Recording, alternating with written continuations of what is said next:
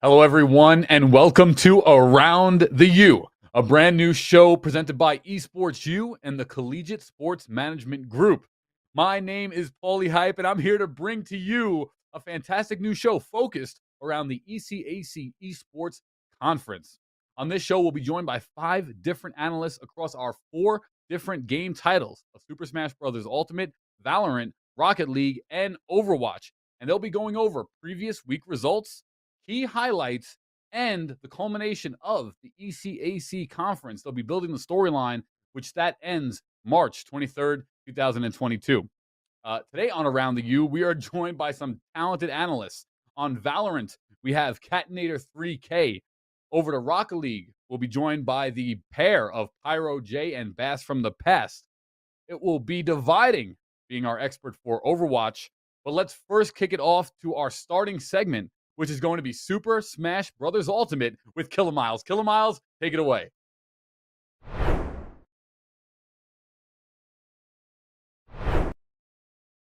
Thanks a lot, Paulie. A lot has happened in ECAC Super Smash Bros. Ultimate, and, well, let's get into it.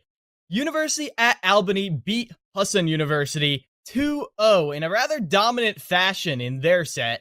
Meanwhile, University of North Carolina, Greensboro defeated Pace as well, putting Pace down 4-3. And, well, University of North Carolina, Greensboro is up quite a significant margin, but not as much as another team, because a crucial match happened this week. Bay State College took on a two-time champion here in the ECAC, New Jersey City University, and Bay State College beat NJCU 2-0. Now, to give you a bit of a history, NJCU is a storied roster here. One ECAC, two times, two championships. And even in the season when they didn't win, when they got upset by St. Joseph's, they still looked like they might have been the best team had they just played a little better that day. Then come spring 2022. Bay State College is looking dominant. 7-0, the only undefeated team. And not just that, they haven't even dropped a game. It is looking incredibly impressive for Bay State College. And there is a reason for that. Bay State College has gone out of their way to recruit the best of the best talent. So it's no surprise that they have found a way to defeat what seemed almost untouchable, the NJCU roster. We'll get more into that later. For now, let's take a look at this highlight, one of our biggest plays here in ECAC. Now, University of Albany's Melly pilots Richter, a trap character, and as you just saw in that clip, they showcase exactly what that means in Super Smash Bros. Ultimate. Let's get into it. Now, look at Melly right here. They catch Blighted in Holy Fire, throw a cross up there as a surprise tool that'll help us later, and initiate a down air. The trap is set. Blighted has to use Smash DI to escape, and in this case, they do not. The down air connects. The trap swings shut. Melly bounces Blighted out of the fire into the cross, which sets up perfectly for an up B to finish off the top. Beautiful stuff right there from University at Albany's Melly, showing why they are a team to watch. And speaking of other teams to watch, let's get into the standings now to see what teams you should be keeping an eye on. Now, as we mentioned before, New Jersey City University is 5-2 right now. Not quite undefeated as they were previously. An important thing to mention as well, 9 teams, count them on your fingers, 9 are 5-2. So all these 5-2 teams, they are neck and neck in a rat race to try and see who can touch this top echelon. And because they are such a storied roster, let's take a look at New Jersey City University. Now, what you've got to keep in mind with NJCU is this is a rebuilding year for them. For both personal and academic reasons, NJCU has lost a lot of their top talent, namely Zieglet, who transferred over to a technical institute. Now, they have 3 main players you need to keep an eye on. The first one is Rampage, who under Hydra's tutelage has become a scary force indeed. Piloting both the Joker and Byleth, they use that sort of top-tier privilege to give a well-rounded edge that has always been the hallmark of NJCU. In previous seasons, NJCU has rolled out of the gates with a 3 Palutena match roster. 3 of the same top tier. They are committed to keeping that high-tier action in place. Now, Rampage is one of the newest players, but one player you may recognize is Purple, piloting the Pac-Man. Now, Purple has been around since last season, and along with Hydra, they have been one of the key players in keeping NJCU relevant. With their amazing traps and their quite impressive combo game as well, they show why Pac-Man is an A-tier brawler and an S-tier zoner. But what you've got to get into is Hydra. Maybe one of the GOATs of the entirety of ECAC, and definitely of NJCU. Hydra was formerly ranked, I want to say, 14th, 16th in the Wi-Fi Warrior rankings before they started focusing more on school, but that didn't mean they got any less lethal in terms of the metagame. Piloting both the Palutena and Aegis, Hydra is the carry player. One of the only players, one of the only anchors who's able to go up against the best of the best, because they are the best in the best. Hydra has proven themselves time and time and time again, and I've only seen them get upset once. But they need a lot more than just one upset-proof player to take down what's coming next. Then going back to the standings, the number 2 team in the ECAC right now is going to be FAU Red. Now, FAU Red has another 3 key players you've got to keep your eye on. The first one is Arsenic on the Joker. Now, Arsenic, they play a very mean Joker. They have a nice combo game, nice neutral, blah, blah, blah, blah, blah, blah, blah. The thing that keeps them relevant is their mentality. Arsenic's mentality is amazing. Do you know how many times I have seen Arsenic in what seemed like an unwinnable game, down 3 stocks to 1? And in one extreme case, we had a disconnect. Arsenic, down 3 stocks to 1 on the Joker, a comeback character. What are they going to do? They are going to win that game. And when we do see them, they show just how.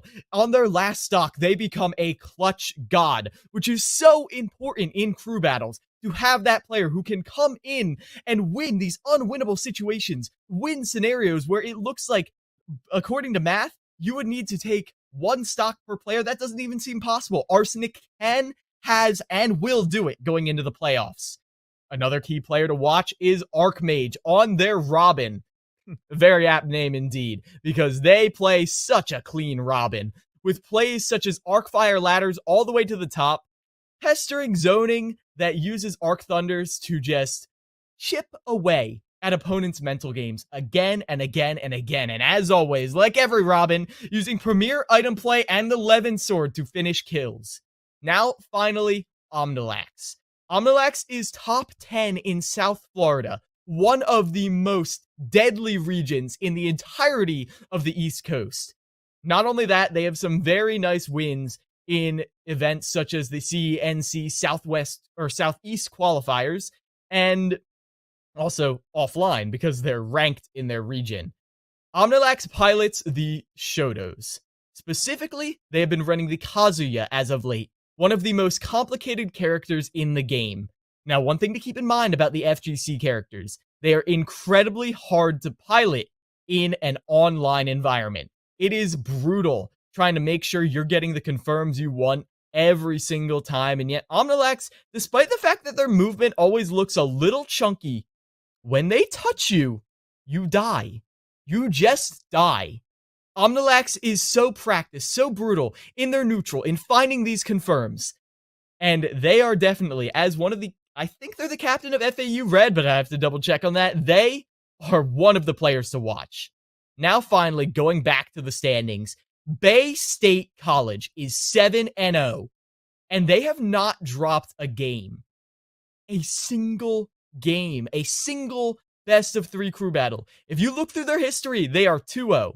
2-0, 2-0, and their standings overall are 7-0. Bay State College, they are the team to watch. They are the team to beat, and it's looking unlikely. And as I touched on earlier, the reason why is Bay State has gone out of their way to recruit international talent.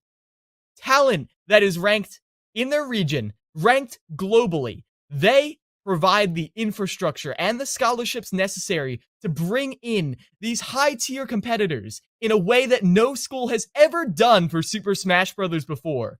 They are a new wave in the ECAC, and I'll be honest, in the collegiate Smash scene altogether, and I can't wait to see where they go. And to open up talking about them, let's take a look at what they have in store in their roster. Now, they've got quite the roster. As we get into this now, you've got to understand, Bay State, they have a roster of, I believe it's gotten up to 7 amazing players. And I said, they have internationally ranked players. So I want you to think about this for a second. You bring in a couple internationally ranked players, but you also bring in just some very good local threats. So what happens? Well, those local threats, they train with these top players repeatedly, weekly, daily, grinding day in and day out with these best in the world competitors. And that's not going to instantly make them the top tier, but it's going to make them good enough where they are major threats in their own right. Every single person on Bay State is a killer. But to see how they all became killers, let's take a look at some of them, starting out with Tony Pajamas. Now, at the moment, Tony Pajamas is ranked 8th in Connecticut, and they're up in Boston in Bay State. Now, they run the Ness. And what a Ness they run. If I have to distinguish Tony Pajamas in one way, it's through the PK Fire usage. And if you're new to Smash, you might be thinking, PK Fire, that's the only thing I hear whenever my little brother picks Ness. That's not the case in competitive. In competitive, Smash DI, a defensive technique, makes it very difficult to use PK Fire to its full effectiveness. And Tony Pajamas found ways to do it with constant pressure, constant zoning. Anytime you're off stage, Tony Pajamas will pressure with the up B. Anytime you try to recover, they will pressure you with their up smash and down smash, which lingers over the ledge and prevents many characters from recovering. And of course, these PK Fires to extend combos, to set up for kills, to send up for kill throws. Whatever you want, Tony Pajamas has the tools to make it a reality. Now, going into another player, coming all the way out from California to play for Bay State, we have Floppe. Now, Floppe at the moment is playing Wii Fit, but though you may know them for the upsets they have won on Piranha Plant, their Wii Fit is just as deadly. They have practiced game plans for every single matchup. Every single one. They're so prepared, and they have the best case scenario. East Coast and West Coast playstyle merged into one in one deadly Wii Fit trainer with amazing confirms, practiced camping, and all in all, key solid gameplays that they do not stray from except when put under the utmost pressure. Now, speaking of pressure, we are arriving at the X factor of Bay State College, Sonics. If you don't know Sonics, I have a story to tell you. Number 1 in the Dominican Republic. Top 24. They are ranked 24th, or top 24 in the world. And on the most recent PGRU North America contenders list, they are in the B tier, top 24. Globally ranked. That says a lot. Not only are they helping everyone else practice, not only are they helping everyone else improve, once you beat all of Bay State's amazing top tier talent who has been training with Sonics, then you have to face Sonics themselves. And as you might have guessed, their Sonic gameplay is honestly some of the best in the world. It's in contender for the best in the world. I'll be honest, in the collegiate scene, Sonics is the best. The best. And they have proven it with many, many wins. I have a list of their recent tournament placings up right here next to me. I see quite a few first places in here, especially in the online. Most recently, they just won the Level Up Expo. It's first place. That's nothing to scoff at. I do believe that was in doubles. Yeah, it was. No, that was in singles. Never mind. Sonics has been first placing, winning major community-run tournaments and collegiate tournaments. They are the key leadership figure that is leading Bay State through many of their victories. And let me get into why just a little bit. Sonic is a character who has a burst range unlike any other in the entire game. By charging Spin Dash, they decide when and where they are going to commit. Now, it's hard enough to react to things. Studies have shown that 17 frames is about the limit that most people are going to reach for how soon you can react to an attack. Even offline, most people can't react to that. You have to predict when Sonics is going to go in. You have to predict when a top player is going to choose to fight you. But not only that, many people can run that kind of gameplay where they abuse online's lack of burst range to dominate the meta. However, once they hit you, Sonics is the best for a reason. Sonics will obliterate your stock off of 1 or 2 touches. And if you make a mistake off stage, they can linger off stage to finish you off every single day of the week. You do not go off stage against Sonics, but then you have to.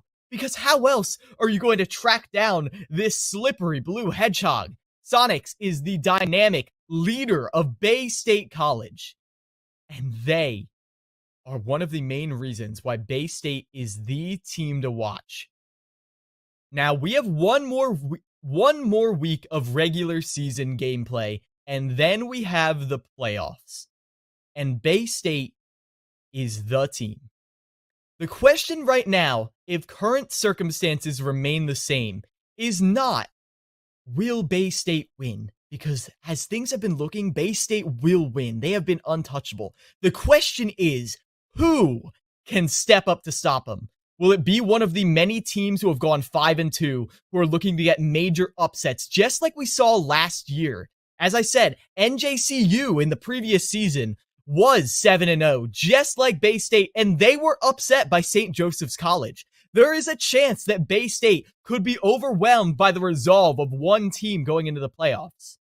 But one of these teams needs to find that drive, that panache, that showiness. They need to find that ability to overcome what seems to be insurmountable odds. As I said, the question isn't, is Bay State going to win? The question is, can anyone stop them? Will it be NJCAAE, the former two-time champion, looking to reclaim their glory? Will it be FAU Red, the only 6-1 team who is looking to get that victory when they are so close? They've come so close in so many collegiate competitions. Can they get that victory?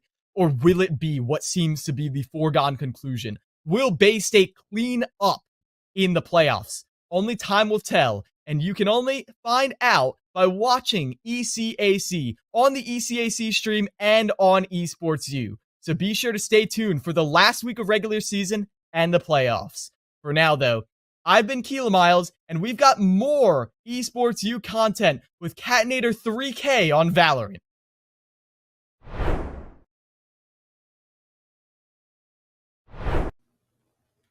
Thank you very much, Miles. As he said, I'm Catinator 3K, and I'll be taking you through all the action that came down here in the Valorant section of Esports U. And we'll start with the games that we got to see live before our very own eyes on the stream, and that was St. Peter's University as they took on Grand Valley State University for a clean, crispy 2-0. That was a hell of a game to watch. We have some clips on that on the way as well.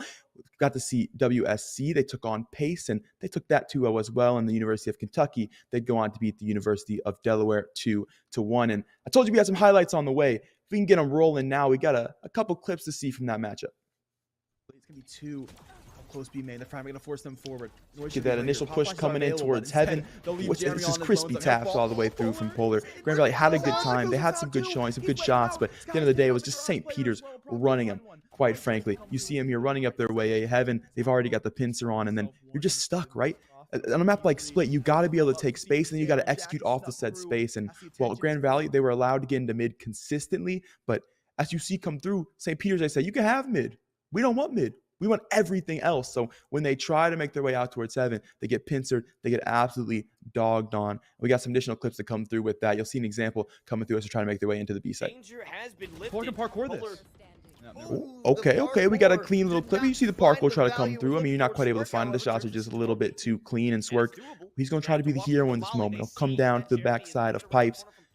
No peeks just yet. He goes to throw the smoke. He says, wait, there's a wall in the way. I got to come back around, and that he does. First 1v1 is to be had. He uses that noise. He baits the players out. Here's the player on the defuse. Hears him get off, and he's just got the shot. So Grand Valley, they're able to come through, able to find a nice clutch. Swerk, the solo controller for their team, was having a pretty dang good showing, pretty good utility usage from the Brimstone. But at the end of the day, just that map, it didn't go the way they wanted to. And we got one more clip to go with that from Split as well. Here comes the Killjoy. You'll see this clip start to get rolling now, and Grand Valley, they said, all right, we can't get mid. Fine. We'll go garage. We'll try to bring our way in. The orbital strike even. The ultimate's coming into the round. So they try to take themselves all the way into that B site to get a crispy plant. Swerk will throw the util, but look who it is. It's Jeremy. He's lurking. No one's checked him, and as easy cleanup every day of the week. I mean, you might as well call him a mop because he just swept him up. It was that easy. It's that easy for him. And, sometimes that's how it goes. You start having a rough showing, and St. Peter's, they recognize.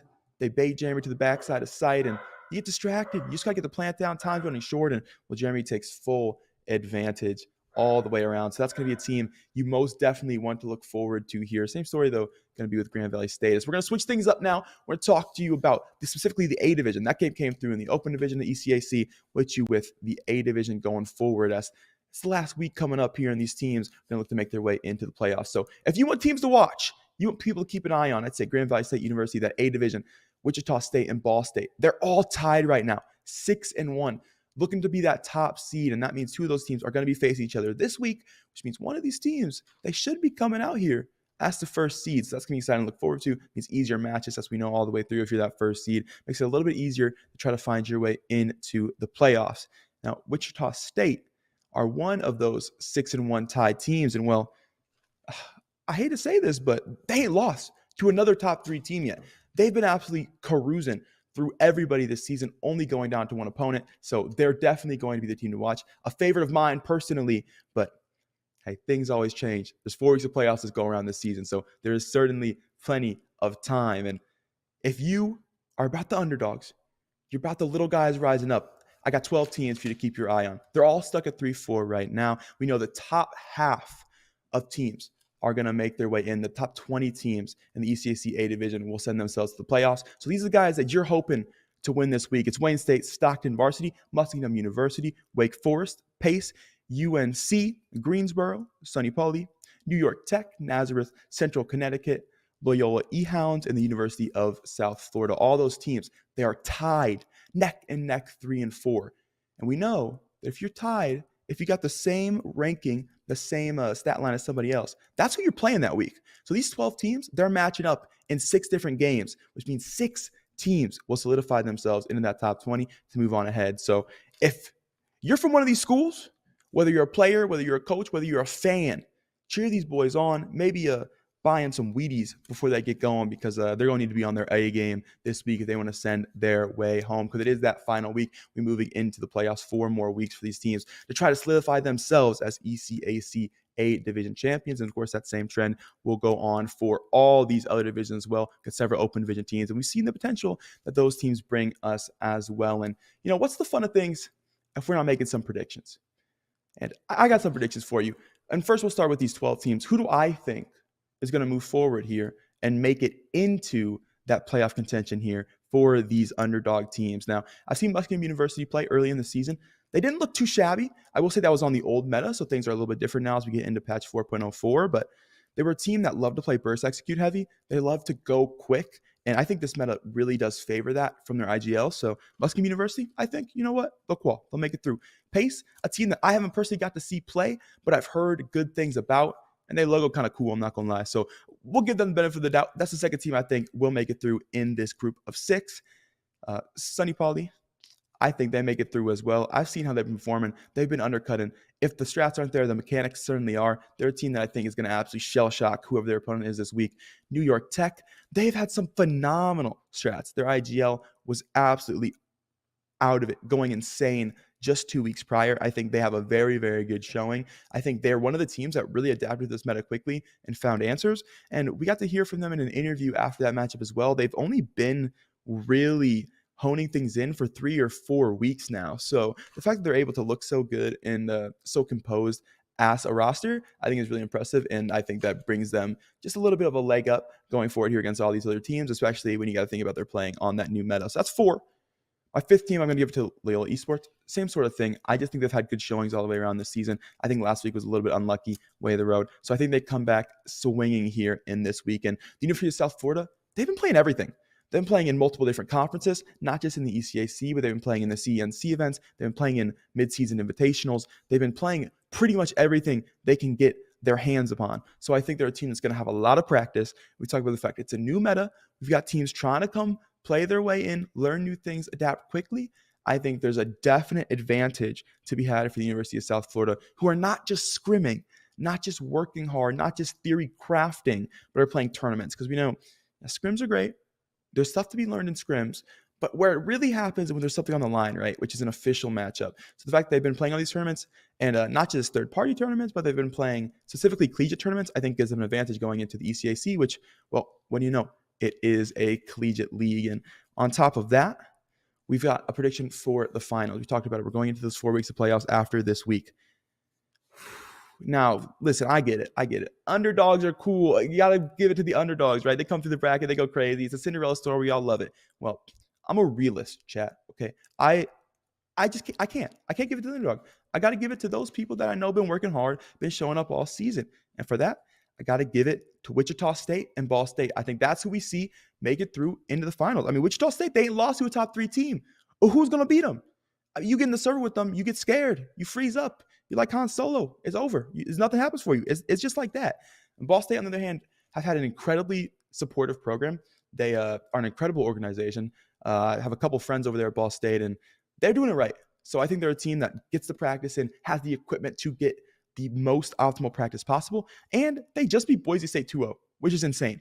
Boise State, another very supportive program, a massive arena. Much love to Doc over there. That man does it right. So the fact that Ball State's able to beat them 2-0, that's confidence for them going forward into this playoffs where they know for sure they're qualified. And I think they can give Wichita State a run for their money in the finals if they get there. But, I mean, you can think what you want. But just know when you're wrong, you owe me $10 Cash App. That's a $ Cat3K on Cash App. So I'll take the $10 here in 4 weeks. I'll be expecting it for certainly. But so you guys know, you expect a lot more content to come through from around the U. And with that, we're tossing over to Bass and Pyro J to take us through Rocket League.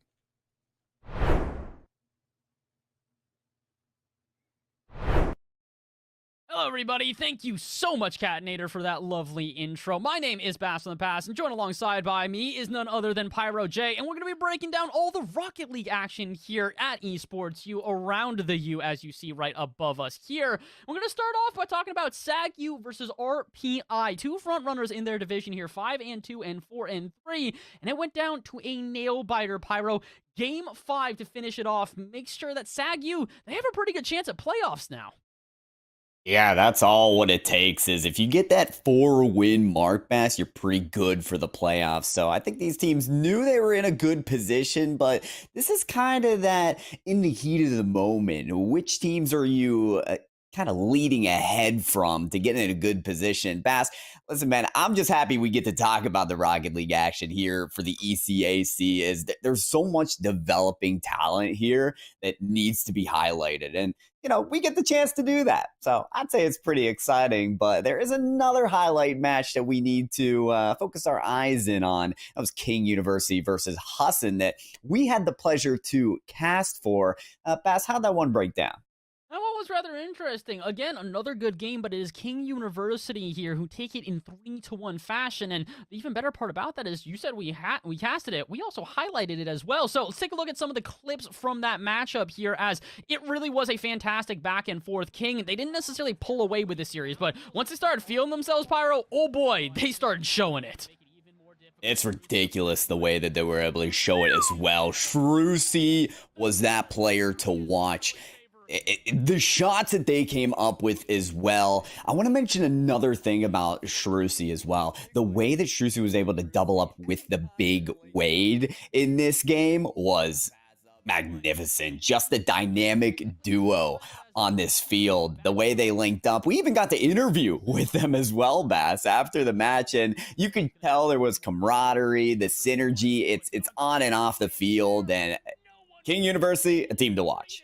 100%. And as you can see from these highlights, it really is a team to watch both for their offense and defense. They were incredibly explosive, and they punished when you made even the littlest mistakes here. Big Wade with a double off the backboard is a great example of how this team has a lot of potential. The crazy thing is that these are clips from our open division. There are 2 divisions here, and the A team is not even the one that we're watching right now here. So King, one of the most dominant franchises, I would say, in all of Esports U as a whole in the ECAC.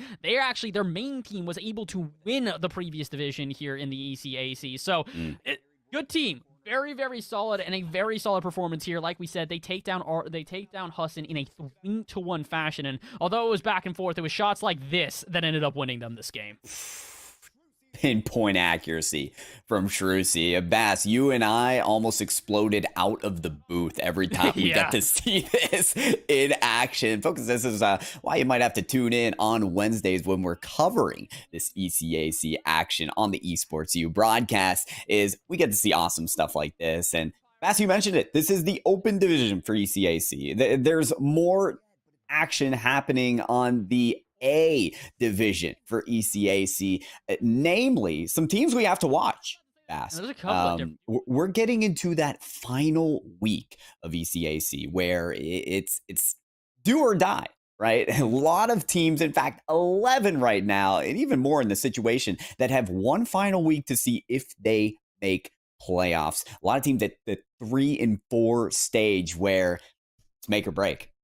Literally one more loss and you're basically eliminated from contention. Your ability to get into playoffs is basically none at that point, considering the way that this is all formatted with the Swiss. So a lot of good teams here in the middle of the pack, and a lot of them are going to be battling in this final week because that is what we're about to come up on here. It is the last chance for ECAC. After this, we head into the playoffs. So if you haven't established yourselves now, you no longer have the chance. That's it. That's GG's. You're out, and you'll have to try again in the next semester, which isn't even coming up. That's all the way in the fall. We got a summer to go through as well, and a lot of these teams, they're competing to try and make it through the summer, to make it to some more events in the future. So let's take a look. Let's see all the teams that are currently competing here, the current ECAC standings, and as much as we talk about the teams in the middle of the pack that are competing, it's those teams up top, the 4, 6, and 1 teams who, let's say, have had an interesting history against each other, Pyro. Very interesting indeed. I mean, Bass, you mentioned the fact of establishing yourself as a team. These teams have most certainly done that. You're looking at Boise, Ball State, Kentucky, and mentioned it earlier, King University, all boasting those 6-1 records. But the fact is, those losses came from this round robin style of playing each other, right? King have beaten both Boise and Kentucky. And I think I want to say Ball State lost to Kentucky. Bass, there's a lot going on here that we have to figure out who are going to be those top 2. That's what we get to find out as well next week. That's really something crazy here. At this point, it's anybody's ball game to try and take the top of this group, but inevitably they will have to face each other again, or they could face whoever it might be here, but they better be prepared. Like you said, the only losses for Boise, Ball, University of Kentucky, and King have all come from each other. So the fact is that they have established themselves as the front runners. They have established themselves with a pretty good precedent going into playoffs. But similarly for the teams underneath them there in Florida Atlantic, Farmingdale, Grand Valley, and University of Louisiana, they still have a lot to play for. I think the reality is that for a lot of these teams, they may not have necessarily been able to show themselves during the actual season, but come postseason, there's a lot more to play for than just the standings, Pyro. Right, and there's so many teams that we also don't see on this standings leaderboard that can come out big as well in playoffs. This is a long season, 8 weeks to kind of, get used to the playing stage and get used to your teammates as well. A lot of these teams, they're having some veterans on the squad, but then they're also bringing in some new players, and you're working out the kinks. You're getting better collaborated on the field. Once some of these teams that end up 4-4, maybe 5-3, come out in the postseason looking much better than from the beginning when they might have found those losses, they could rise up too. So that's, I think, what makes the ECAC so special, and why we love to highlight it here is because once we get to that stage of the postseason, it's going to look a lot like the March Madness Cinderella stories that are blooming right now, namely Baylor losing to North Carolina, one of the 1 seeds out of here.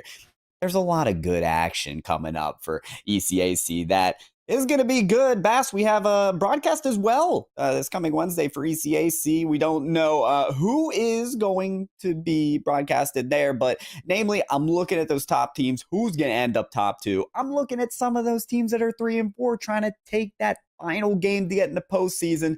Hopefully we get one of those.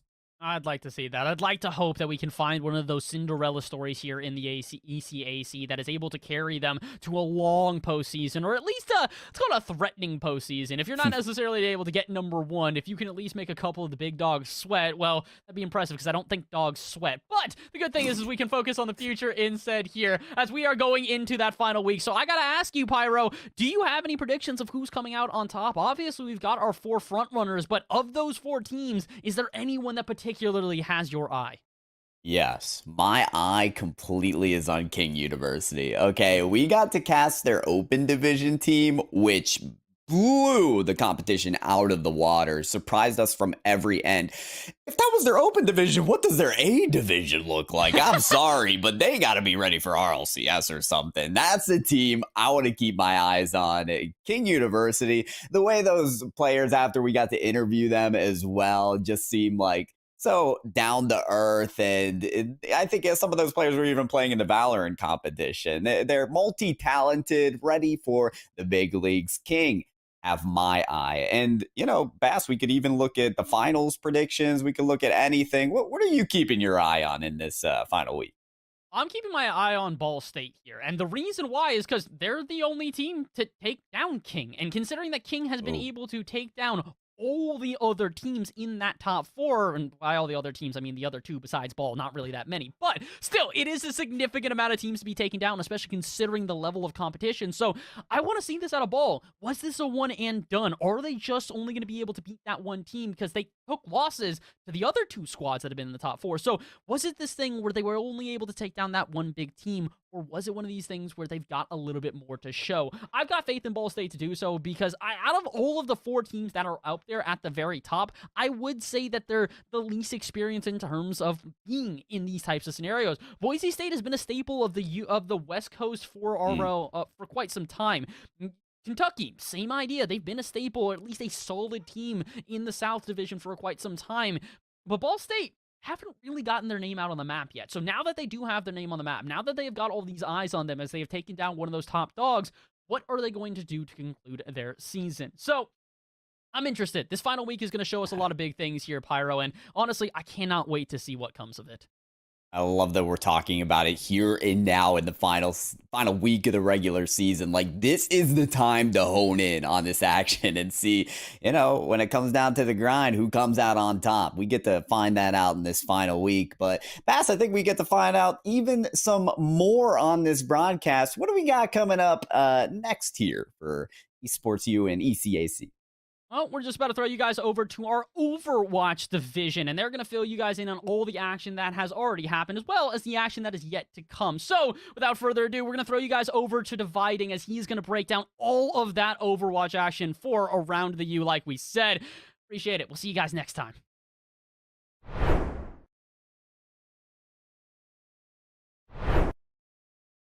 Bass and Pyro, thank you guys so much, and welcome everybody. My name is Dividing. I'm an Overwatch analyst for ECAC Esports and Esports U, and I'm here to bring you the updates around the U for the Overwatch community, starting off with our featured matches of last week. First off, I want to talk a little bit about our match between Bethel University and Georgia State, where Bethel came out with a convincing 3-0 victory. It was, frankly, a pretty lopsided matchup considering how late into the Swiss bracket we were. But Bethel played a very, very aggressive playstyle that Georgia State just couldn't keep up with, and that allowed them to get their 4th win of the season. I wanted to give you guys this clip because I think it's a really nice little look into how Bethel got so much value out of their aggressive playstyle. They start off this fight in a really bad situation. Momo has just died. Big J5 is coming back from spawn. They're effectively fighting a 4v6 right now. 90% of the teams in this situation would back up, pull back, try and regroup, and go back in at 6. But Bethel understands that there's a moment here where the Georgia State composition is kind of on their back foot. And if you let them get away, they're going to be able to stabilize and then recenter their next fight around their EMP, right? So they realize, hey, we have a bunch of ultimates, actually. What if we just send it? And so Zach uses the Transcendence, Quidzy uses the Mines. A lot of pressure, both from the healing and the zoning ultimates coming out at once. It buys time for the respawns to come back. It forces panic ults out of Georgia State.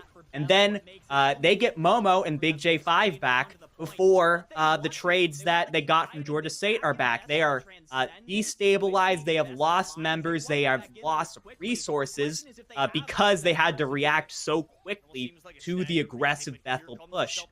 This is something that not a lot of teams would do, but the fact that Bethel University understood that they had a chance to push back into this when down members, that is a sign of a really, really good team. I think a lot better than their 4-3 record kind of says. Their 3 losses have been to Boise State, they've been to SCAD, and they've been to a forfeit. So I think I'm going to talk about those teams a little bit later, but there's definitely nothing to be ashamed of there. Bethel is a very, very talented team, and I think when we look into the postseason a couple weeks from now, Bethel is my dark horse to make a really, really deep run. Congratulations to Bethel on a fantastic victory. Of course, now we move on to JWU, Johnson & Wales versus Wichita State, which was featured on the ECAC Esports broadcast. And in that one, Johnson & Wales University got the 3-0 victory. I was actually pretty surprised when I first heard about this. I am much more familiar with Wichita State. I've watched them a bunch. They are a very strong team, a talented team that made a deep playoff run last semester. But Johnson & Wales did a very good job of playing a more passive reactionary comp that did really well against these sort of aggressive and divey compositions that Wichita State really love to run. They're a very high-tempo team. And I wanted to bring you this quick clip from their Rialto match to show just how good Johnson & Wales was at being able to dissuade these dives. So this clip starts off with Wichita State in a very good situation, right? You have both support ultimates available. You have the mine from Fluffy But Deadly to try and zone people away. And you get the first pick. Shinobu goes down early thanks to a very well-executed dive from Fluffy But Deadly and Clair at the same time. Those are the 2 key people from Wichita State. They're going to be getting up into the face of the opponents and trying to buy space for the rest of their team by just aggressing onto Johnson & Wales. But the second that a Shinobu goes down, Chintalian is there with the hook, and you can see in this clip just how quickly that 600 health just evaporates here. It's actually coming up right now. Bam, gone. It's actually insane the amount of focus fire that was onto the Wrecking Ball there. And then, of course, the pressure falls on the player to continue the dive and commits the cardinal tracer sin of getting right up into a Brigida's face. Easy stun, and player with a fantastic play Robe, was positioned perfectly with their Brigitte and was able to get the follow-up damage on the Tracer to take him out. And now you've lost both your divers. You still have your support ultimates up, but you no longer have the ability to aggress off of it. So Johnson & Wales, they wisely back off for a moment. They let the support ultimates sort of fade away. And then once that happens, they go back in with their own ultimates. Shinobu and Robe clean up, and Johnson & Wales pull off the full hold on Rialto. This really shows how good Johnson & Wales are at this sort of stun and strike composition, where here's what Johnson & Wales has to do in order to make this work, right? 1, you have to hit your stuns on these divers.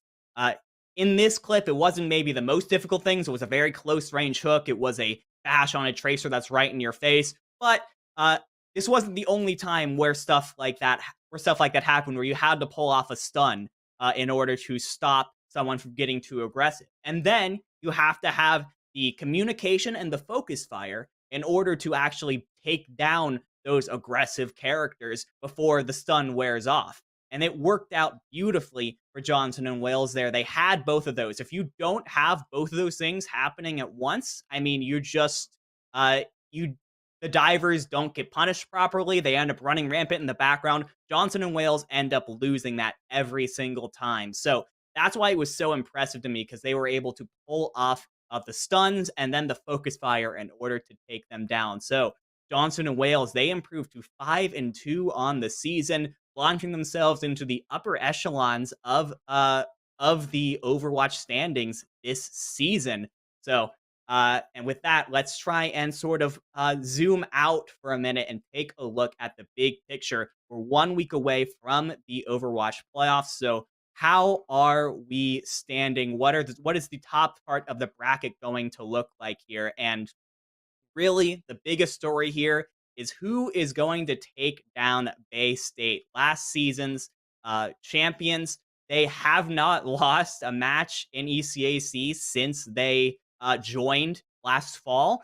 They are an elite program, not just in ECAC, but in the country at this point, and they have absolutely proved it with their play. They've shut down everybody that has tried to face them. Of course, sitting in second and third are the two teams that have actually taken maps off of Bay State. That is, of course, SCAD and Boise State. These three teams make up what I like to call the big three in ECAC Overwatch. As of right now, they are just a tier above everyone else. They are very, very, very good at what they do, and the only time these teams have lost has been to each other. Last week was a really big week for overall seeding because SCAD and Boise State actually faced off, and in that one, SCAD won 3-1. So that means that SCAD jumps into sole position of second place, and Boise falls to 5-2. Kind of a little bit in danger of slipping some more spots next week, but like I said, their two losses are to Bay State and the SCAD. They've done a very good job against everyone else in the field, so I'm pretty confident that they'll be able to close it out and get themselves the third overall seed next week, which let's talk about some of the key matchups next week. Of course, I am going to be looking at Boise State. As of the recording of this, the matches for next week haven't been generated yet, but Boise is the most vulnerable member of the big three right now at 5-2. They tend to give up maps to the lower standing teams the most often of the three. So I'm going to be keeping an eye on them, making sure that they can complete the 6-2 overall record, whether that is against Johnson and Wales or potentially the University of Minnesota, the two other 5-2 teams right now.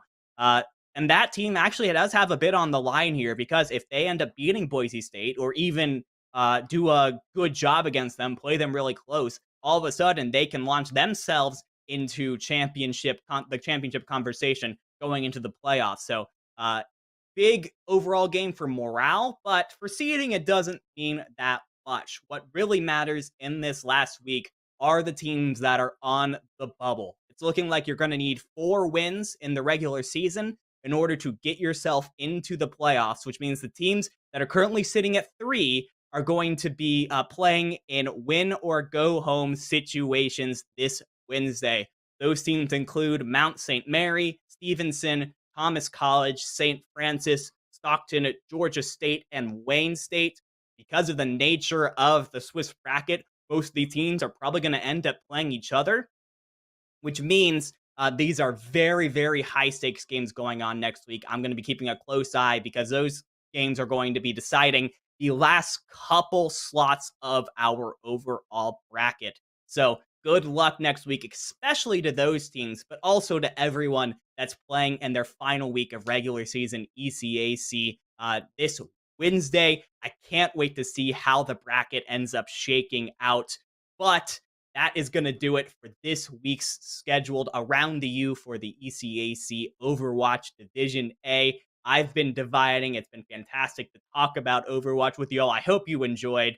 And I'm going to throw it over to Polly now to close out the show. Don't get tilted, everyone.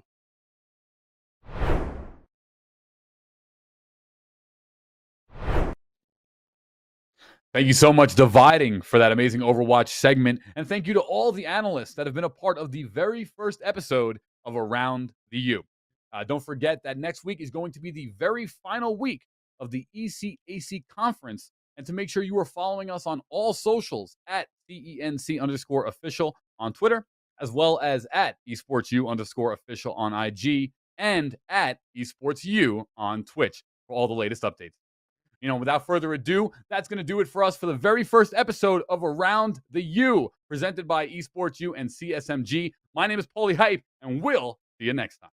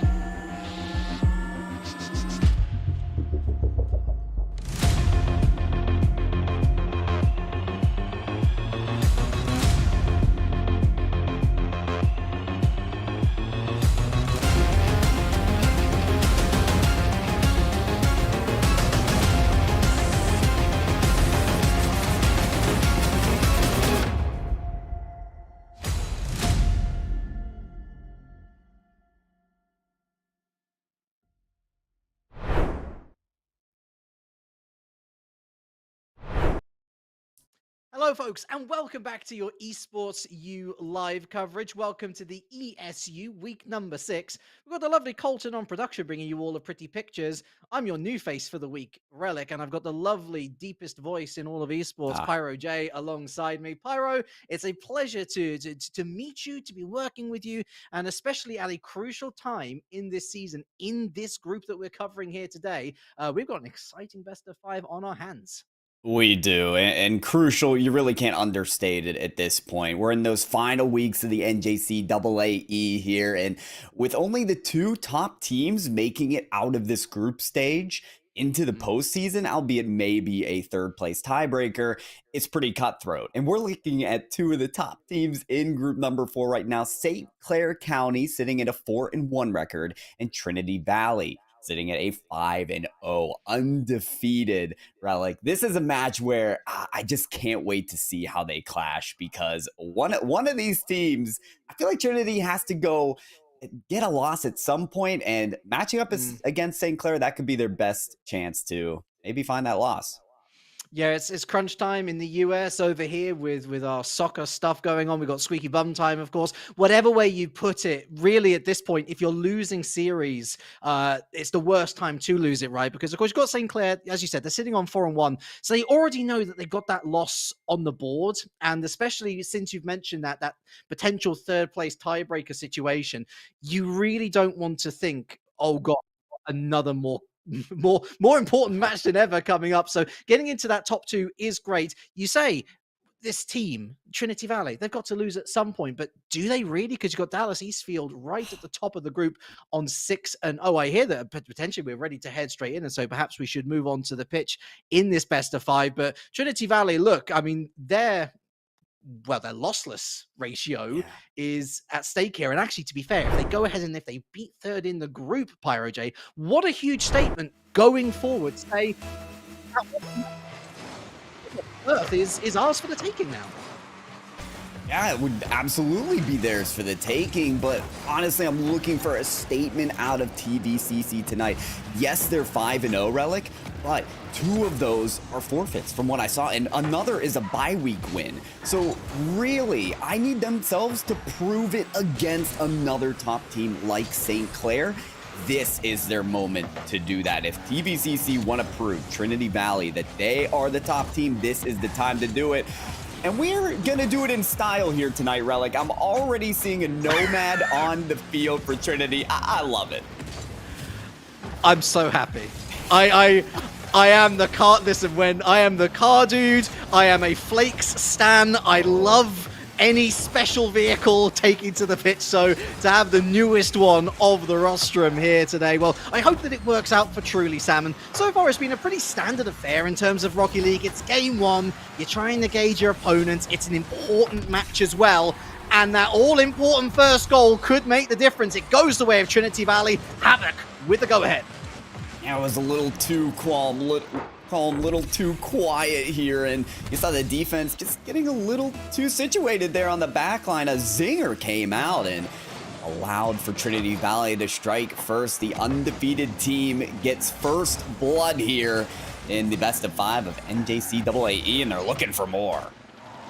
Yeah, right now looking at Clair County, a little bit difficult for them to try and move out. A nice idea from Sam actually moving in field, but Zesty's going to try and counterattack here. Gets past one really nice idea, but the clearance is a little bit too easy. Forces Jake onto the retreat here, into the corner, gets that 100 boost, but leaves possession to Ikes. It's another infield pass, no one willing to commit to this, as it's gone sideward once again, loose once again, and look at that blue team all huddled up. It's a save away, but playing a little bit too passive for my liking.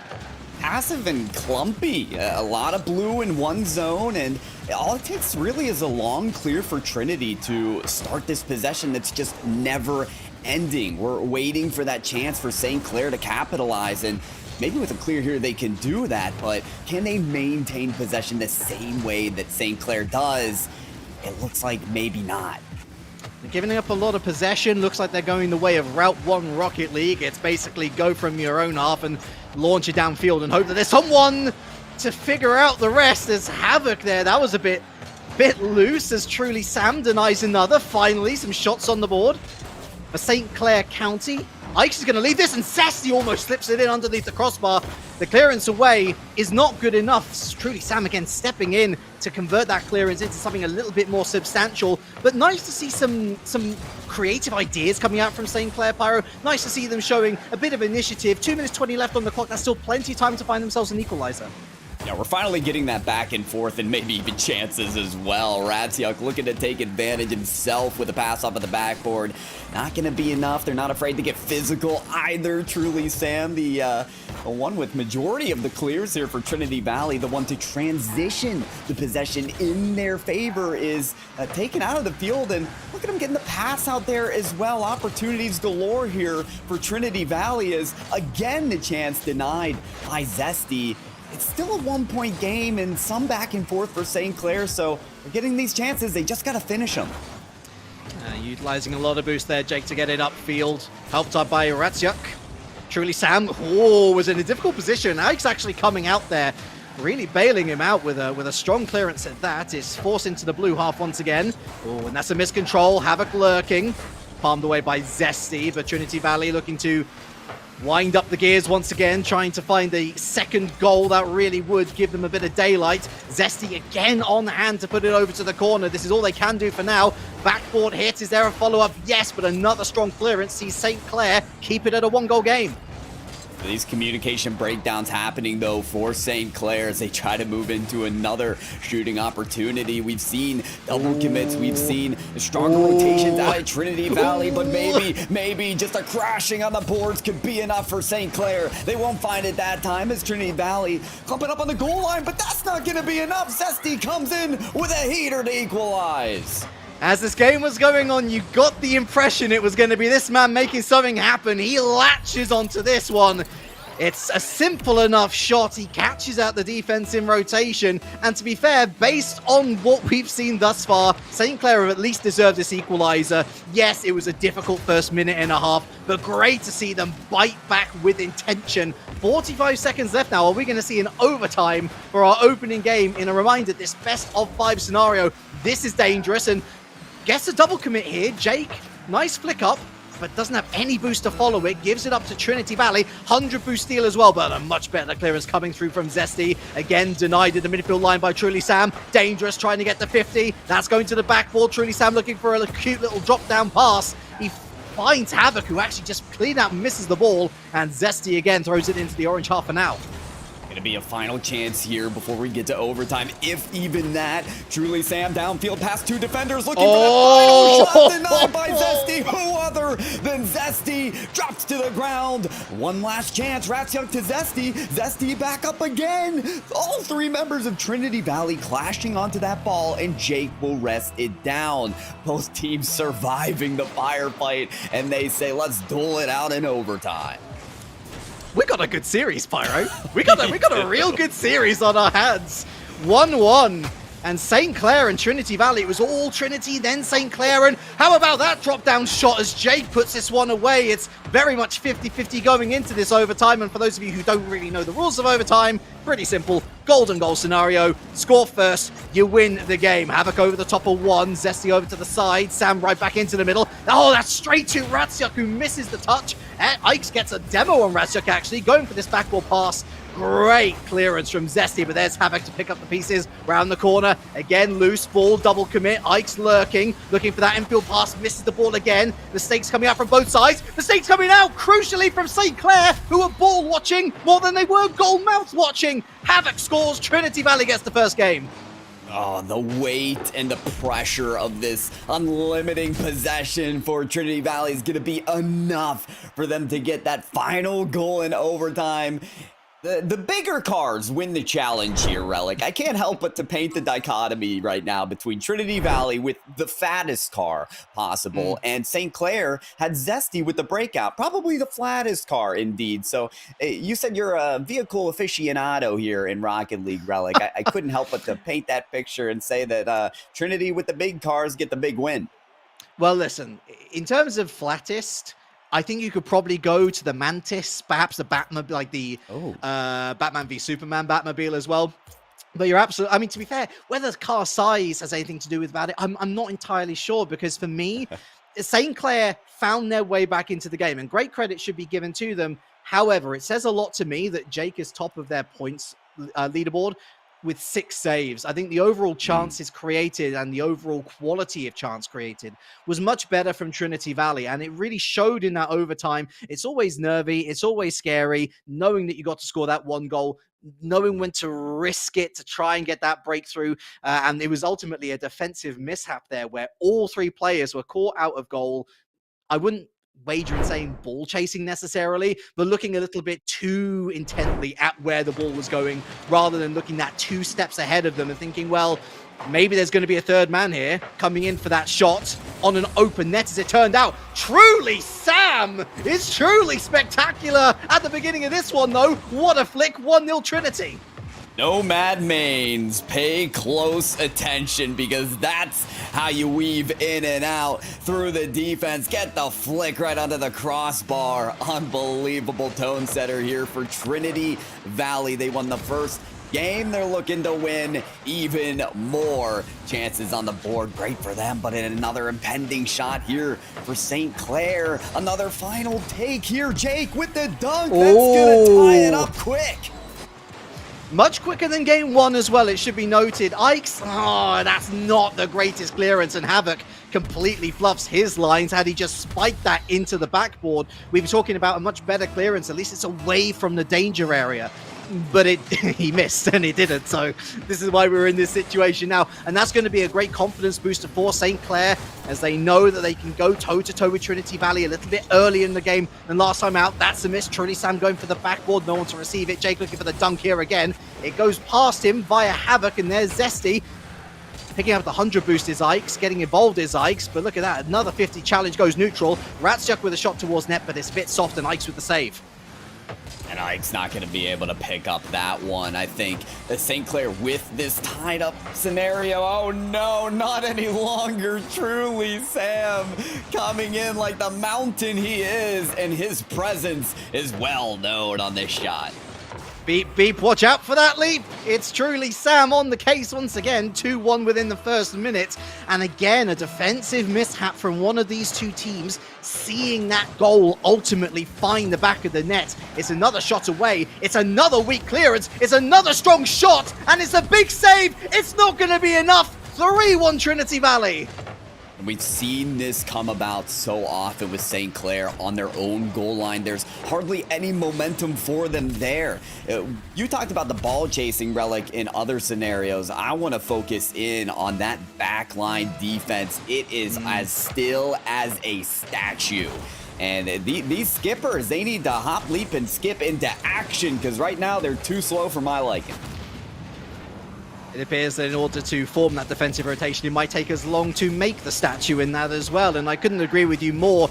It is the defense which is really letting St. Clair down right now. Not to say the Trinity's is particularly spectacular either. They've had their own mistakes, as that was far too high a press. It's an open net that Ikes might still spurn here. Up goes Ratsyuk with the save away. It's a shot back in. Jake off the post. St. Clair are in a bit of a rut here, and they've got to stabilize the, no pun intended, the ship.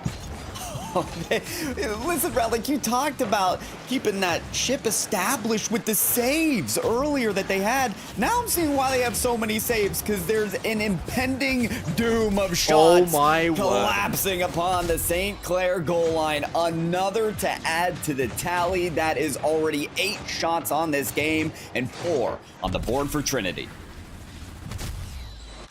The name's Trinity. Which one's going to get the first hat-trick is between Havoc and Truly Sam at the moment. 3:04, 4-1 the scoreline, going the way of the orange team. And, well, I was in delight, wasn't I, back at overtime? What a series we have on our hands. Well, things have escalated quickly. That said, one of the ultimate faux pas of Rocket League, Pyro, is don't carry the ball across your own goal mouth when there's somebody literally there ready to steam through you. 4-2. There are a few sports players that can pull something like that off. Like maybe if LeBron James played car soccer and decided, okay, come at me. Defense, offense, anyone, I'm still going to handle you out of this situation. Maybe a little more handling needed in that situation. A very dire one indeed. That swings a lot of momentum here. I mean, you're talking about St. Clair way on their backs here with 3-4 uncontested goals from Trinity. Now it's a game. Now it's a 2-point game with still half of it remaining. And Trinity Valley still appear to be on the defensive side. Trying to move this ball out. We'll see if they can regain control. How do we have such a different scoreline, yet almost exactly the same story as game number 1, where Trinity Valley take the advantage and then all of a sudden Clair County roars back into life? That is a beautiful touch from both players involved there. First of all, for St. Clair, a great setup, and then for Trinity Valley, truly Sam really putting on the cape in that scenario. There's still over 2 minutes, or just under 2 minutes left, I should say, of this game. Oh, that was a little bit ambitious. Wrong position there for Ratsyuk, and there he goes again. Jake gives that up quite easily, although a ricochet out into the midfield there on the far side. Oh, Ratsyuk, you got to keep it down, buddy. And an overwhelmingly long possession for St. Clair, and it almost hurts them more than it does their opponent. So many chances, so many shots, but they're misfired. It's hard to see those opportunities misgiven, but there they go again and again, and maybe taking advantage is Havoc. A booming shot that sends right out of the way as St. Clair's still finding saves. Almost here at a minute in a game where St. Clair might need to find a win here.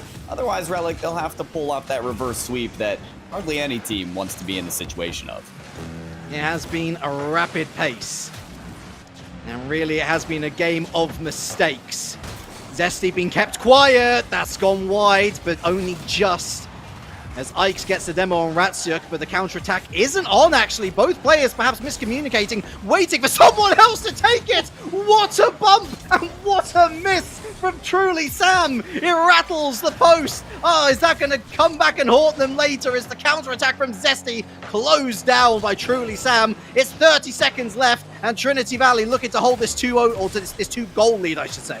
St. Clair want to leverage this mistake here, and they're trying, but they need to work at this time. It's a shot that goes away from Eggs, and what a redirect as well towards the net. More pressure impending upon St. Clair that is going to take away the time they need. Zesty looking to get it to Ratsyuk, but it is intercepted by Truly Sam, and the big-bodied car going to clear this back out to the half-court line. Time's wearing thin. There's no more chances now. Oh. Trinity Valley take game 2 and hold on to that 2-goal lead. Update from chat. Important update from chat. Only Zens, thank you. Of course, the proviso going into this is there's a lot of players that we've got to keep track of. We don't know all of their names. Turns out it's not Ikes. I thought the one was replacing an I. Actually, it's just A1X. So A1X it is. And A1X actually having the quietest game of all of them. It was all Havoc and Truly Sam in front of net. Of course, that important scenario now for Trinity Valley is that they are on to match point scenario. One more win, and they get themselves up onto 6-0. Matching the top of the leaderboard. And for St. Clair, they are a bit of backs against the wall here. It's not to say that their season is completely ruined if this result goes against them, Pyro. But again, you don't want to be in that third place situation come the group stage end. You really don't. And in this scenario, I'll say the portion that's working for them in this series is that things have appeared to stabilize a bit. They got really caught back towards the beginning half of this game, number 2, where it was, I think, 4 uncontested goals in Trinity in that first half. But then the back half, even, it was still 2-4, 2-4. They kept at it. They looked like they were right up to the same potential that we're seeing out of Trinity Valley. But now they need the edge. If they can't get it here in game number 3, then this match is signed, sealed, delivered. And that ship is going to right its course a bit away from where they were intending at first. Game number 3 is on. Yeah, it wasn't quite the 4. Ooh, it was of course 1-1 to Trinity, then 1-0 Trinity, 1-1 St. Clair. Then the 3 unanswered goals. And really that for me is, it kind of tells the story of where St. Clair need to improve. That's a great demo. That's a good save from Ratsyuk. For me, I need to see St. Clair taking the first lead of this game. I need to see them taking the series by the horns and just trying to get themselves a bit of an upper leverage here more than anything, because they've always had to be fighting from behind. They've not had a go-ahead situation themselves. And I think that's quite telling as to Trinity Valley's overall possession in the midfield. Again, their quality of chances much better overall. Though again, it's a similar situation to game number 1 here. Testing each other, no real threatening surges forward, I would say, from either side. Here's A1X, as we've learned his name as, is Ratsyuk with the challenge. Zesty round 1, Zesty trying to get round 2. It's a great save away by Havoc, who finds his way downfield and into no man's land really, as Ratsyuk ends up with the ball. Feels like we never took a pause between game number 2 and game number 3. Is that back half? A lot of no scoring back and forth, and here we are back again with nice that. pinch. Maybe a team pinch can swing things into action here for St. Clair. Any momentum that they can gather will be useful because, as you said, Relic, the initial tone setter, it could be big for them, and taking advantage of more misses from Trinity will help them as well. A tough miss there from Sam. There was a lot of this in the previous couple of games. Sideways clearances, which aren't the worst thing in the world if you're communicating with your team and they're ready to do, if they're ready to do something. Truly, Sam, I tell you what, St. Clair were lucky. If he had any boost, that might have been a beautiful redirect. That is not a beautiful whiff. Havoc is going to be gobbling this one up. 1-0 Trinity Valley. Taking advantage this time around. They're looking for those redirects. This is a team, Trinity Valley, that's not afraid to do the cherry picking. Head up field, wait for the clear, and dime it up. But hey, when you're not picking up those shots on the redirects, you're forcing some physicality on the back line. You're taking St. Clair out of their rhythm. And with the double commits, they could be out of their rhythm. But hey, more bodies on the ball, more chances to score, right, Relic? It's the citrus fruit that they needed to have a little sip of, really. Zesty was so quiet in game number 2 and finally back on the score sheet in game number 3. You're absolutely right. It was a double commit. It speaks to larger problems, perhaps not even miscommunication, lack of communication, which that is a big worry, especially when we're talking about the level of Rocketeers that we're seeing on the pitch. And again, the defensive rotation just breaks apart. A1X restores the lead. That's rotations were trying to get there, but it was the bump from Uncle Sam that took out that last goalie. And what better car to get the physicality in order than an enormous monster machine coming right at you. You don't even try and jump or avoid the demolition. You just accept it at this point. I truly do. Imagine that's a scenario when you have a car like that running at you. They got the ball running at them right now for St. Clair.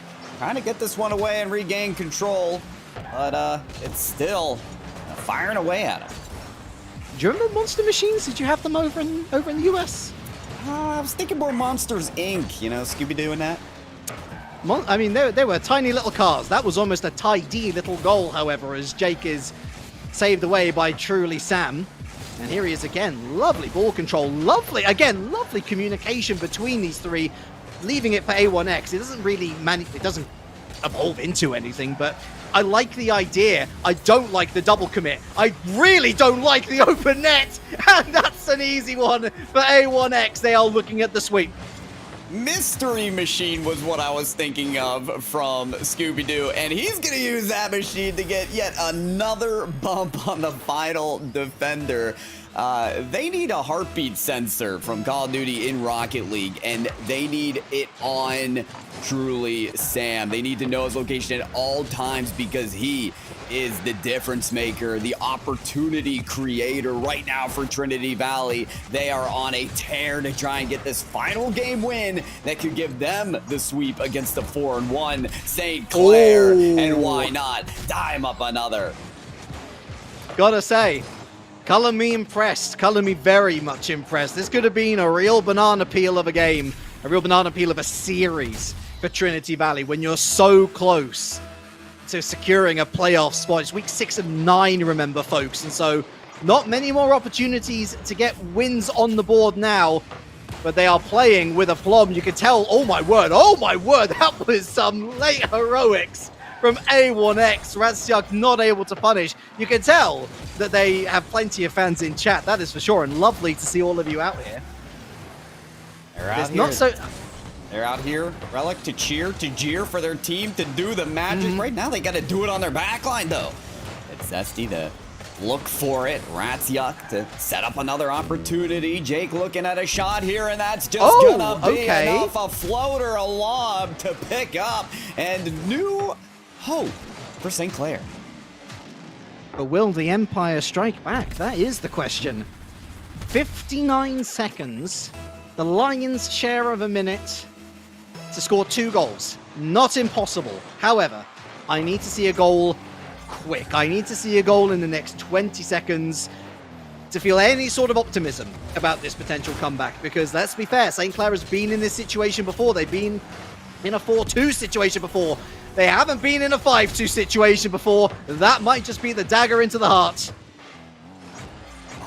And what better than Sam utilizing that car like an Octane, and Zesty, kind of a ridiculous angle as well. Listen, you gotta pull off the sharpest of plays in the most dire of times. It's when you have to reach your full potential as a player, when your back's against the wall, when you have to make that magic happen. These players from Trinity Valley, they know how to clutch up, ice out, and make these plays happen. Beautiful shot to put him in a 3-goal lead in the final 30. It's looking good for Trinity.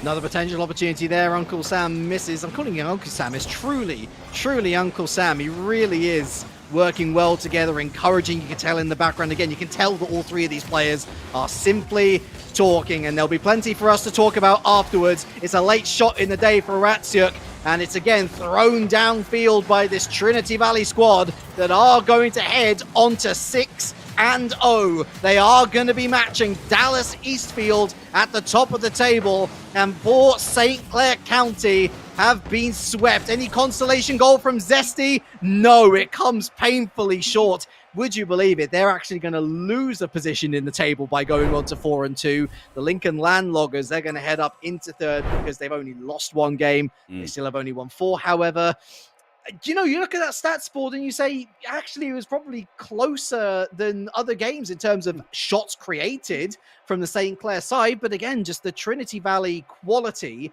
up against the St. Clair lack of quality in defense. That was really the big difference maker for me. And again, Trinity Valley didn't have to play great defensively to secure the win on all 3 occasions. Right, yeah. Defensiveness is going to be useful, but when you have such offensive production from Trinity, it's just overwhelming enough to take the win. And especially from Truly Sam, we're talking 4 assists. We talked about him being the opportunity creator, rallying the troops, and boy, there's no better way to do that than to get the playmaker title and more. So Trinity Valley, I'll admit, I doubted them at the beginning with some of the FFs, some of the bye weeks, but man, they are proving us that they truly are an undefeated team. That's exactly the way they look today, Relic. A1X, probably the fans' favorite. Truly Sam gets the MVP from me just for choosing the Nomad. No other reason. You played well done, but you chose the best car. Question for chat, though. Are we going to have an interview? We're going to find out after this break, so stay put, and we'll see you on the other side.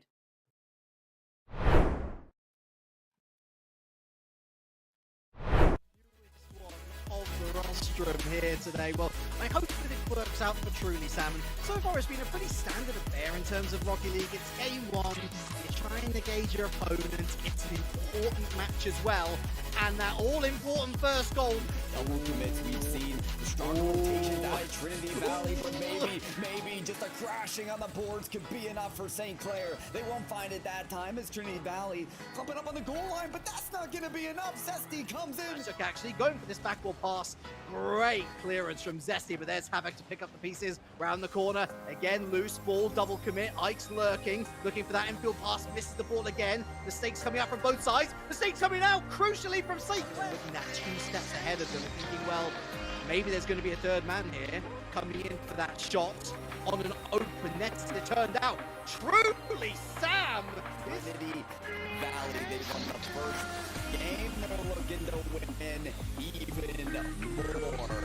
Chances on the board, great for them, but another impending shot here for St. Clair. Another final break here, Jake, with the dunk. Oh, goes neutral. Ratsyuk with a shot towards net, but it's hit soft and Ice with the save. And Strike's not going to be able to pick up that one. I think the St. Clair with this tied-up scenario. Oh no, not any longer, truly. Oh, ultimately find the back of the net. It's another shot away. It's another weak clearance. It's another strong shot, and it's a big save. It's not going to be enough. Like you talked about keeping that ship established with the saves earlier that they had. Now I see why they have so many saves, because there's an impending doom of shots collapsing upon the way of the orange team, and well, I was in delight, wasn't I, back at overtime? What a series we have on our hands. Well, things have escalated quickly. That said, games, sideways clearances, which aren't the worst thing in the world if you're communicating with your team and they're ready to do, if they're ready to do something. Truly, Sam, I tell you what, St. Clair were lucky. If he had any boost, that might have been a beautiful redirect. Physicality on the back line. You're taking St. Clair out of their rhythm, and with the double commit, no way out of their rhythm. But hey, more bodies on the ball, more chances to score, right, Raul? It's the citrus fruit that they need. Double commit. It speaks to larger problems, perhaps not even miscommunication, lack of communication, which that is a big worry, especially when we're talking about the level of Rocketeers that we're seeing on the pitch. These three, leaving it for A1X, it doesn't really it doesn't evolve into anything, but I like the idea. I don't like the double commit. I really don't like the open net, and that's an easy one for A1. Is the difference maker, the opportunity creator right now for Trinity Valley. They are on a tear to try and get this final game win that could give them the sweep against the 4-1 St. Clair. And watch here, Relic to cheer for their team to do the magic. Right now they got to do it on their back line though. That's the look for it. Razia to set up another opportunity. Jake looking at a shot here, and that's just okay. See a goal. Wait, I need to see a goal in the next 20 seconds to feel any sort of optimism about this potential comeback, because let's be fair, St. Clair has been in this situation before. They've been in a 4-2 situation before. They haven't been in a...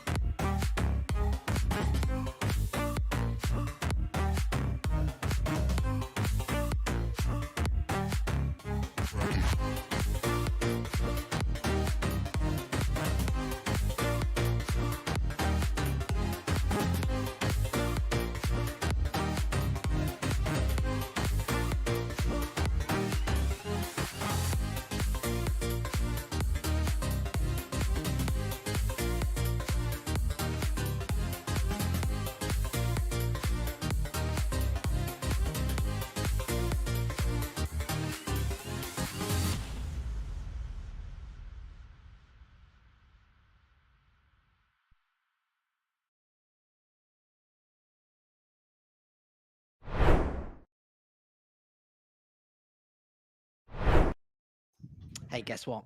It's interview time. It's myself, Relic. I'm joined by Pyro J, the lovely Colton on production, and it's time to talk to the fans' favorite. Let's have a little chat with A1X, shall we? A1X, of course, part of the Trinity College team that just put out St. Clair in a sweep. One of the things which I was picking up on throughout that entire series, A1, was it just seemed like you guys were vibing together beautifully, talking a lot. Do you think that communication is one of your greatest strengths? And actually, are there any other strengths that you feel that you have on your fellow competitors? Oh yeah, our communication has been on top notch lately, and that was the one thing we've been focusing on, especially since last semester, because communication in all games, honestly, is very important. So I take communication very seriously in Rocket League, especially when a lot of teams that I've noticed do double commit and they seem to panic and everything, and I try to get us to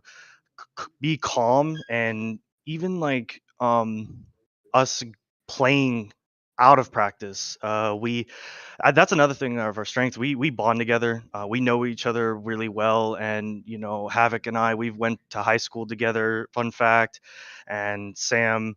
We have always talked to him outside of school, and man, it's just nice to have a team that likes to bond, but also be on par with the communication and just wanting to go forward with our progress.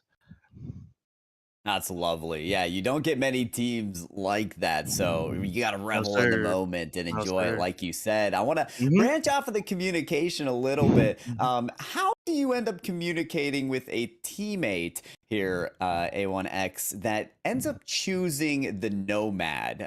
Is there a conversation that happens there to be like, hey, mate, you're gonna change that before the game, right? Fun fact, there was some talk about the Nomad, I'm not gonna lie. But truly, Sam, he's very skilled, so I trust him with all my heart. And when he talks about how, man, I feel good in this car, and he switches a lot of cars.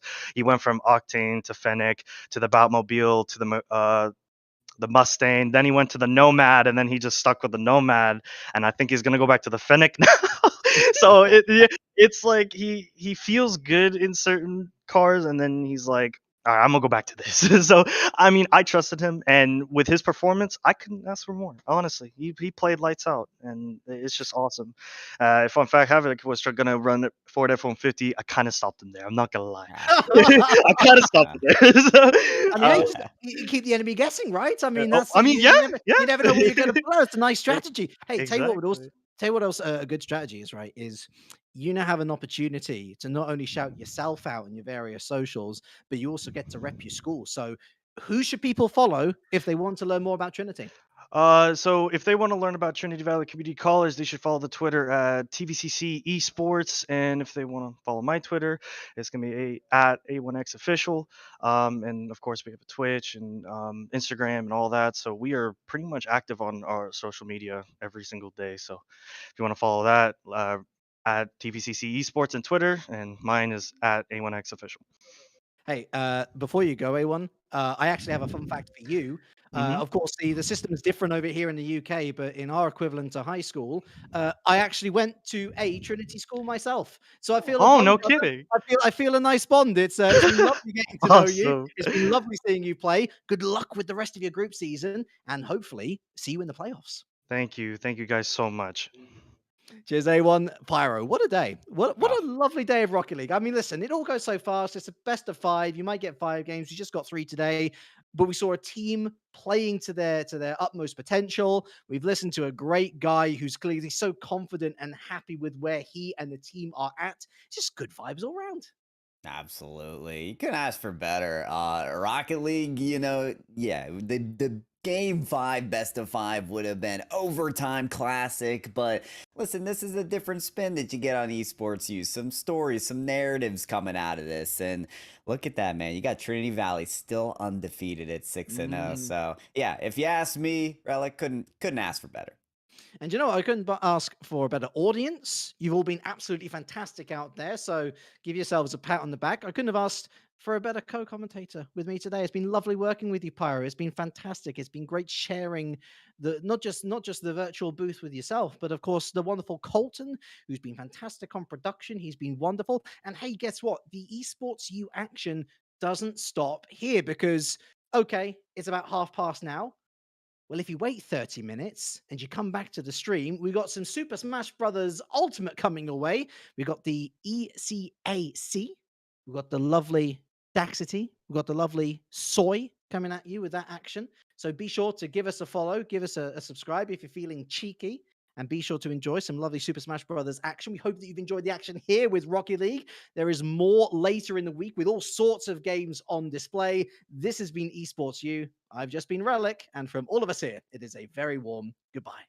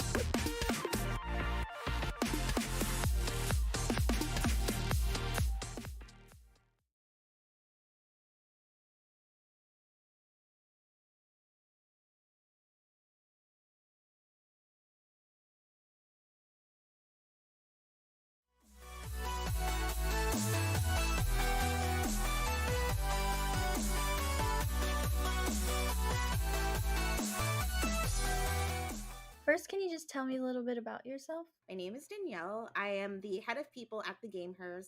I started my career as a fourth grade teacher, actually, and started just completely in education, working in nonprofit and education reform.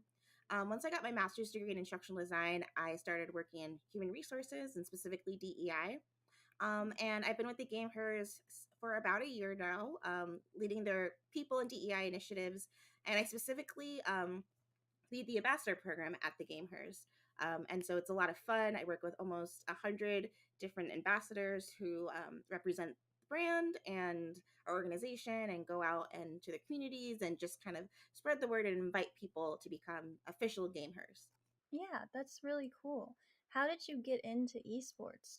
Like, I know you talked about DEI and education, but what sparked your interest about esports specifically? I was honestly invited into this company. I was between jobs and looking for something new. And one of the founders, her name is Verda Maloney, she invited me to just start as a consultant doing like very specific HR work, like creating a handbook, putting some infrastructure in place for the startup. And I've just kind of been pulled in that way, completely by chance. I would say, a gamer myself. Like, I have my own like PC setup. I love Nintendo games. Um, I play quite a bit on my own, and so I don't compete, but I'm learning a ton about it, and it's really cool to see like all I guess how the esports and the college space has like really grown since I went to college. Like I went to a Division 1 school. We had football, basketball, but we didn't really have an esports program in the early 2000s, or I guess the late 2000s is when I graduated. So it's very different and really cool to see. Right. Yeah, that's awesome. I know esports is definitely on the rise. What games do you play? What games do you like? Yeah, I play a lot of Mario Kart. I play currently a ton of Animal Crossing on the PC. I really like management games. So I've played Factorio, a game called Dyson Sphere. I'm playing Satisfactory right now, a game called Honey. I joined a cult.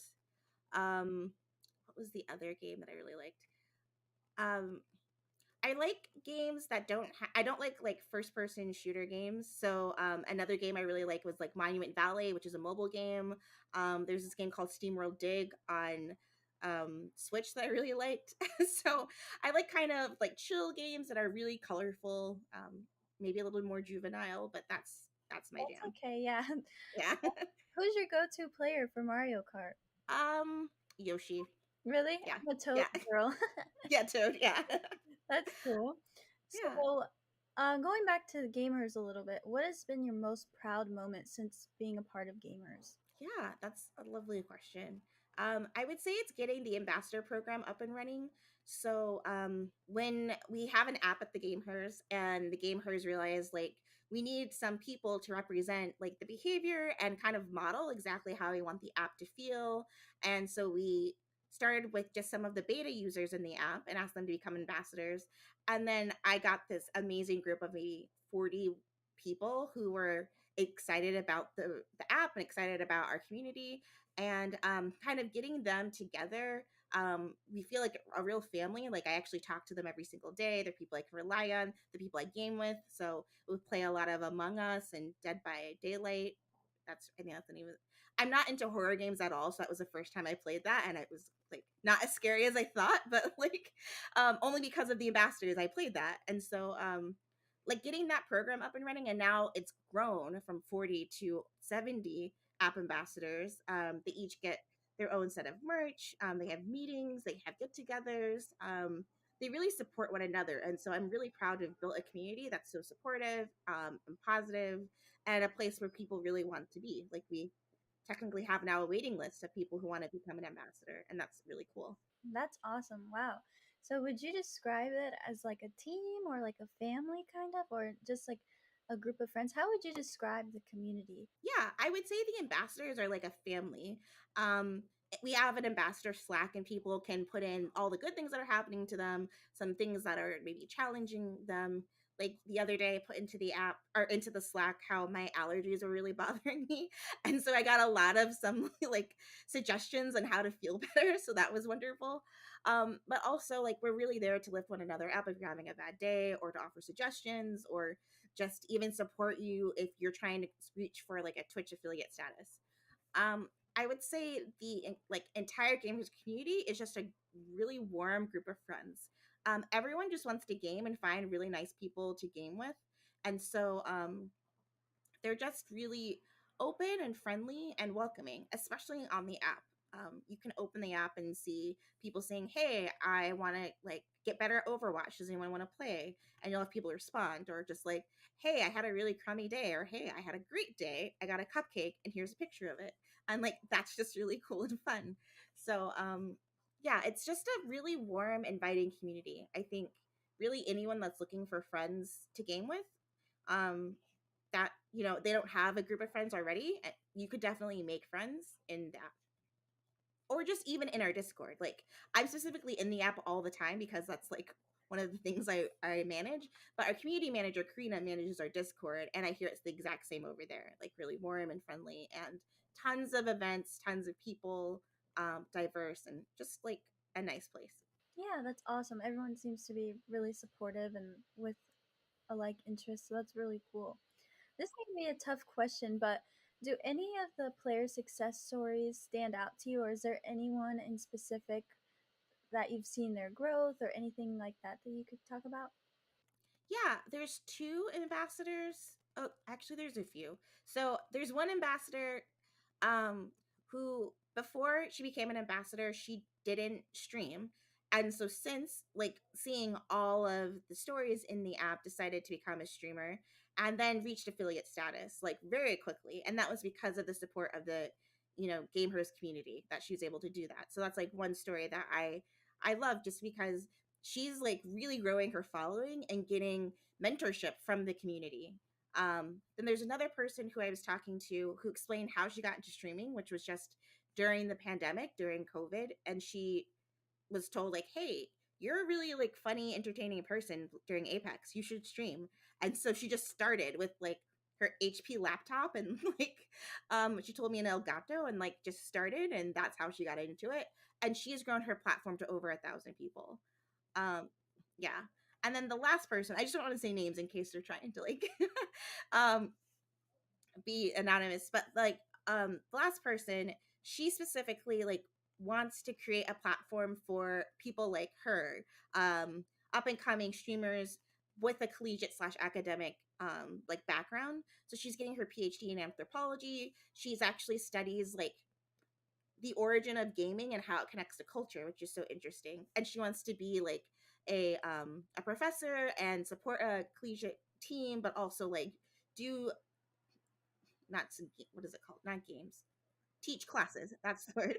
Teach classes about like gaming history and all of that stuff. And so she's created this like really cool platform all about that. And in addition to that, is really like dealing with just like different adversity in her community. Like, she identifies as Jewish. She's gotten a lot of anti-Semitism lately. I think because of like what's going on in the world, and so I just like watching her deal with that has been really inspirational. That's awesome. You guys, it seems like you guys really do support each other and learn from each other. That's just such a good community to have. I really admire that. I'm sure, as you know, March is Women's History Month, so I want to talk about that a little bit. What do you feel, or what can you say about the representation of women in esports, and have you seen much growth since you've been at Gamers? Yeah. Um, Definitely women are underrepresented. And I think from my perspective and what I've been told, it's still a space where women are not necessarily welcome, which is so unfortunate.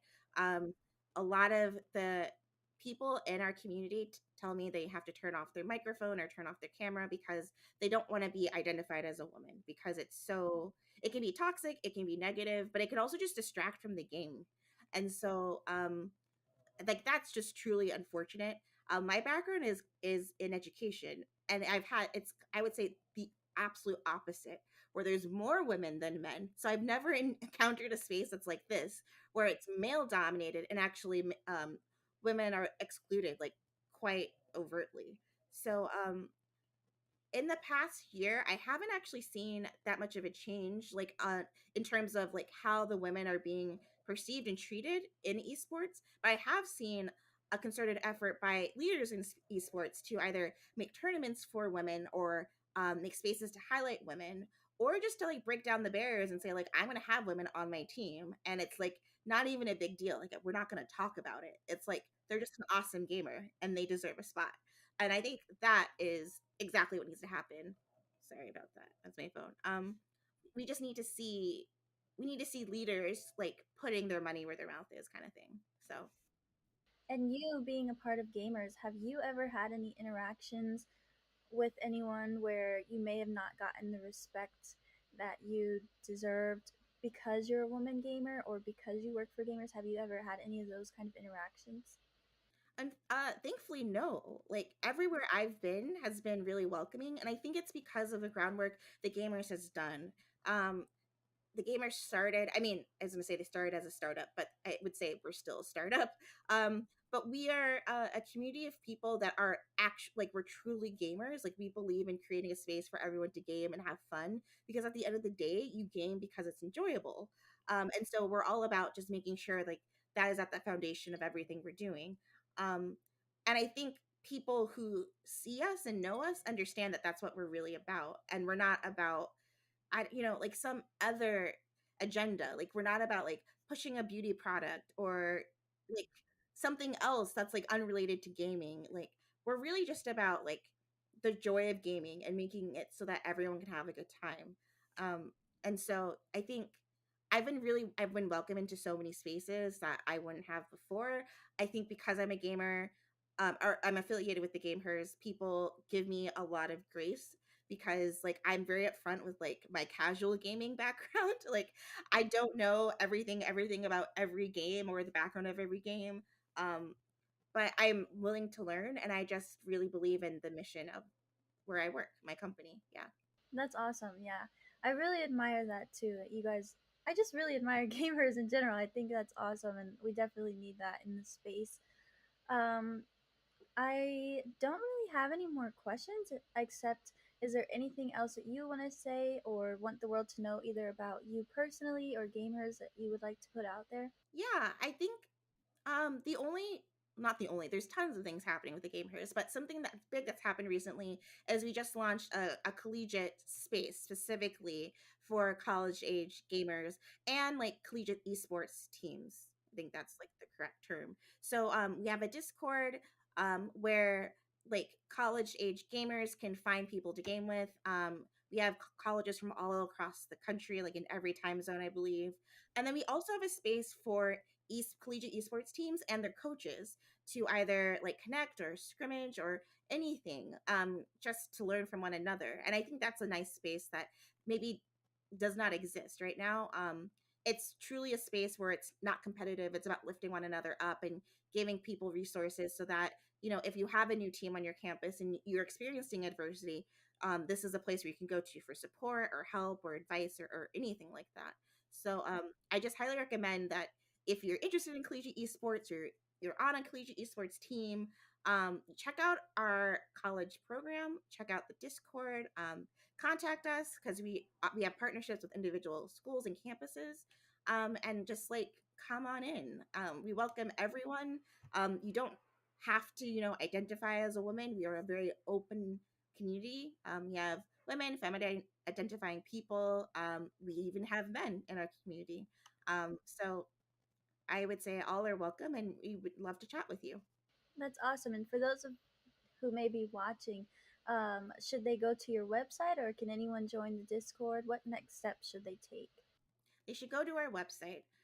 There's a collegiate button right at the top. They should go to the website and they'll be connected to the Discord. I believe you have to have like an email address from a school to join our collegiate Discord, but the Gamehers does have a main Discord. So even if you're just curious about like what we're about, you could join our regular Discord and get a sense of our community. Well, thank you again so much for your time and doing this with me. And thank you for everything. I really appreciate it. Absolutely. It was so nice to meet you. You too. I hope you have a great rest of your day. You too. Bye. My name is Alessio Federa, also known as Mikon. I am 19 years old, turning 20 in a month or so, and I am a freshman turning sophomore in college. Happy early birthday. That's exciting. How do you like college so far? What has the experience been like for you? College has been a pretty good experience, and for a lot, I can't speak for a lot of the players, but I'm one of the few people who was born in near my resident school. It's been really nice being near family and having help to help me with a lot of like life stuff, and it's been really helpful. But college itself has been really nice. The school experience is pretty decent. Everyone around me is pretty cool, and I've been making a lot of friends, and I really enjoy basic college. It's been a pretty good experience for all things considered. I really like I really like how the school is turning itself into an esports school, and that'll definitely attract a lot more new students into our program, and I think that's the most exciting thing about it. How has it been being a part of a collegiate team? It's been a very exciting experience, It's been very awesome just playing on a team, not just any like collegiate team. It's like one of the best Overwatch teams in collegiate teams in the country, and I'm very happy to be a part of that. We all get along. We like to joke around with each other during games, and but when it gets like serious and when we need to focus up against like a really good team, it's been, everyone's really up for it and everyone's like really excited to play with each other.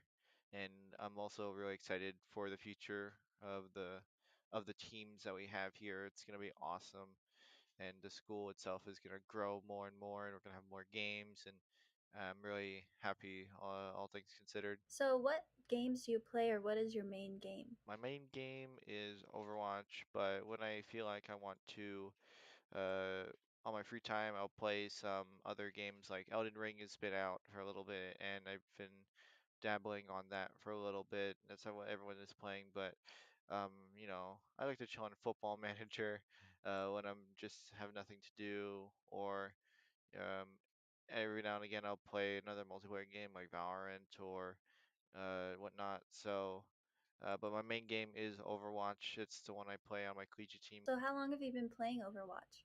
I've been playing Overwatch since season 5, which was probably July of 2017, June, July of that year. I started out as a typically everyone starts with like one hero, and I was Reaper. I always played the Reaper, and I grew out of that, and now I'm a support player for my team. And Overwatch has been a very I didn't expect for Overwatch to take over my life much, not like everyone else.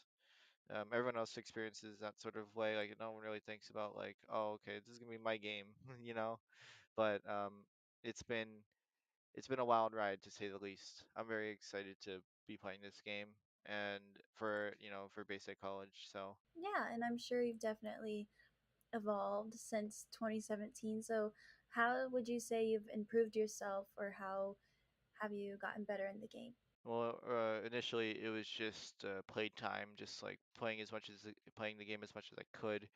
When I lived in Las Vegas before I moved to Boston, but playing, just keep playing the game, getting better, learning more stuff, and then now at this point, it's a lot of self reviewing, watching a lot of scrims and matches over, sometimes with myself, or sometimes with other coaches, sometimes with my coach.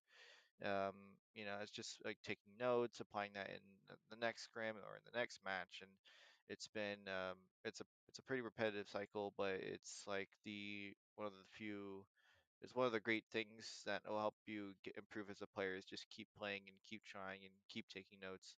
It really helps build, uh, I guess, it builds that mentality of I'm getting better and I'm learning, and that's what really sells playing like the game competitively. And practice makes perfect too. So, I'm sure over the years that's helped you as well. So, can you tell me a little bit about what you think about CECC and just how you feel about competing in general? Well, for the CECC, with the recent announcement of the Atlanta, Georgia LAN, which sounds like really exciting. I've never been to Atlanta, and I think the invitationals that are going to be happening soon are going to be really exciting. I know Southwest just wrapped up, so I'm really happy to be playing in that and potentially traveling to Atlanta, and we really all want to go. So like I think it'll be really fun. Um I think CECC is going to be probably really exciting. I'm glad that you guys are going to be running this tournament or running it in some capacity. So I'm really excited. I can't wait to see what the organization does in the future of collegiate. There might be more in different locations. As far as I'm aware, I don't know what's going to happen, but I think it'll be really fun. I can't wait to see what you guys will do. Yeah, definitely. We're really excited and we hope that we can see you guys in Atlanta as well. And I personally have never been to Atlanta either, so I am really looking forward to it. I think it'll be great for everyone, especially, a lot of the players haven't been able to go to a LAN event and then with COVID and everything, so it's super exciting for us too. But those are mainly all of my questions. Is there anything else that you'd like to end off with, or anything in general that you want the world to know about you or your team? For the team, for base 8, this isn't the last you've heard of us. You're going to see us pop off for sure. I think this isn't this is definitely like I I gotta word this somehow. Um, I'd say for me and for base 8, uh, it's not gonna last. It's not the last of. We're not going anywhere anytime soon. We're gonna be taking over collegiate as far as we know it. and we're gonna have lots and lots of fun in Atlanta, in future lands, future games. Like we're gonna take over collegiate. Well, I hope you're right, and that's a great way to end it. So, thank you again so much for your time and doing this interview with me. I really appreciate it, and we hope to see you in Atlanta. My name is Dusty. I'm 24 years old, and uh, this is my first year at Bay State College and first year towards um, my bachelor's there. But I've been going to college for a few years now, or several years now. Cool. What are you studying? Right now, I am studying human resource management in Nice. business. Yeah. Do you like Bay State so far? Yes. Yeah. It's been pretty good so far. It's only been one quarter, but I like it so far. So. Where are you from? I'm from SoCal. I'm doing it remotely from Southern California. So, what games do you play? What's your main game? My main game is Smash Brothers, and that's what I compete in. So Super Smash Brothers Ultimate. Okay. What character do you like? Wii Fit Trainer is my main character. So, how has it been being part of a collegiate team at Bay State? Have you been on a collegiate team before? I've been on teams before. I don't know if I've been on a collegiate team before. Um, I think this is my first collegiate team, but it is really nice, and the teammates are really supportive, and I've met some cool people, so that's nice. But I definitely do have experience like with teams, so uh, it's nothing like super new, but it's always good to be in a team, have that support. A fresh team. Yeah, that's cool. So, how long have you been playing Smash? I've been playing Smash for about like 7-ish years now. Well, I've kind of played it since I was like really young, but like competitively, I've played it like 7 years. I played since the release of Smash 4, which is the previous Smash game, and now I've played into Ultimate, so quite a while. What has been your proudest moment since playing Smash? That's hard to say because I've honestly had a lot of good moments. It's just I feel like every other week or every other month I have a new moment where I'm like, wow, that's the best I've ever played, which feels good and makes it, I keep going for stuff like that. But every time I play and I play a tournament set and it feels really good and I feel like I'm playing the best I've ever played, probably each of those consecutive moments. I just had a tournament a couple weekends ago in Las Vegas where I placed ninth out of nearly 400, I think, and I think that was one of the best I've ever played, and that felt really good. So that was a really big accomplishment for me. So, you would definitely say over the past 7 years, you said that you've grown a lot in the game? Yeah, I think I've grown a lot in the game, and I think I've also grown a lot just as a person too. Just like competition in general, there's a lot of learning, and there's a lot of a lot of ways to approach it. I've learned how to teach other people as well because I do coaching as well, stuff like that. Um, so I've learned a lot through Smash. Yeah, How long have you been doing the coaching part? coaching I've been doing maybe a year and a half ish, maybe almost 2 years. I'm actually not sure on the number. I think a year and a half is probably closer to the right one. But yeah, that's been a lot of fun too. It's really interesting because it gives you a different perspective on the game, and not only are you helping other people, but you kind of help yourself in a way too because you can kind of see things from a different perspective, So How would you describe yourself? Do you like competing more or playing?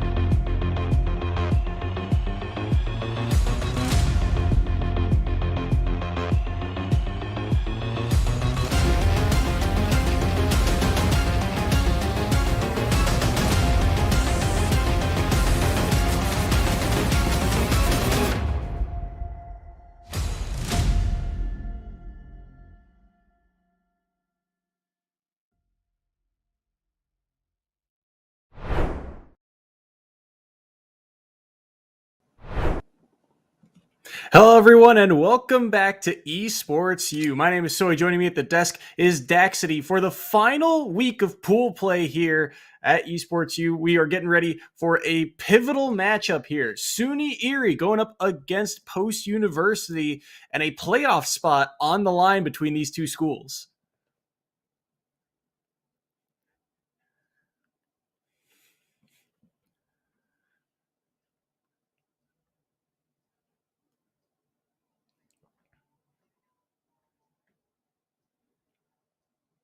Yeah, these two teams have been playing for, well, 8 weeks now, or 8 rounds of round robin play, and both have ended up, like you said, at 3-4. But that 4-win marker is what we're looking at, because that gets you inside that playoff bubble. Half of the teams make the playoffs, half the teams don't. And if you get to that 4-win marker, you are tied for that last seed in. And so this really is, as we've said, an elimination game. So should be interesting to see. These are two teams that have kind of, well, flipped scripts when you look at their seasons overall.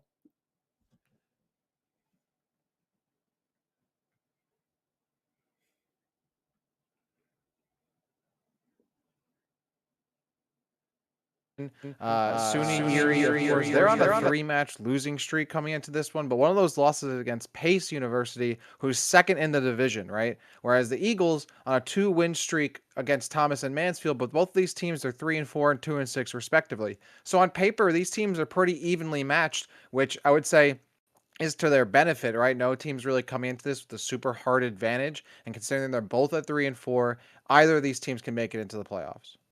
Yeah, no, very much so. As we're, moments away from getting underway, teams are still going through stage strikes as we speak to get ready. A reminder of the format here for this league is that this is a best of 3 traditional crew battle style. So even if you lose the first crew battle, you still have that extra crew battle to possibly make it back up, and a third one if need be. And the way these two teams have played, it wouldn't surprise me, but we'll all have to see how that comes down to it as, well, we are getting ready for this. Like you said, the Post University roster, they are a roster that, we've gotten the same 3 types of players week in and week out, and they've been fairly consistent. Like you said, they've heated up as of late. Couple of wins the past few weeks, and they looked very good against Thomas Esports just a week ago.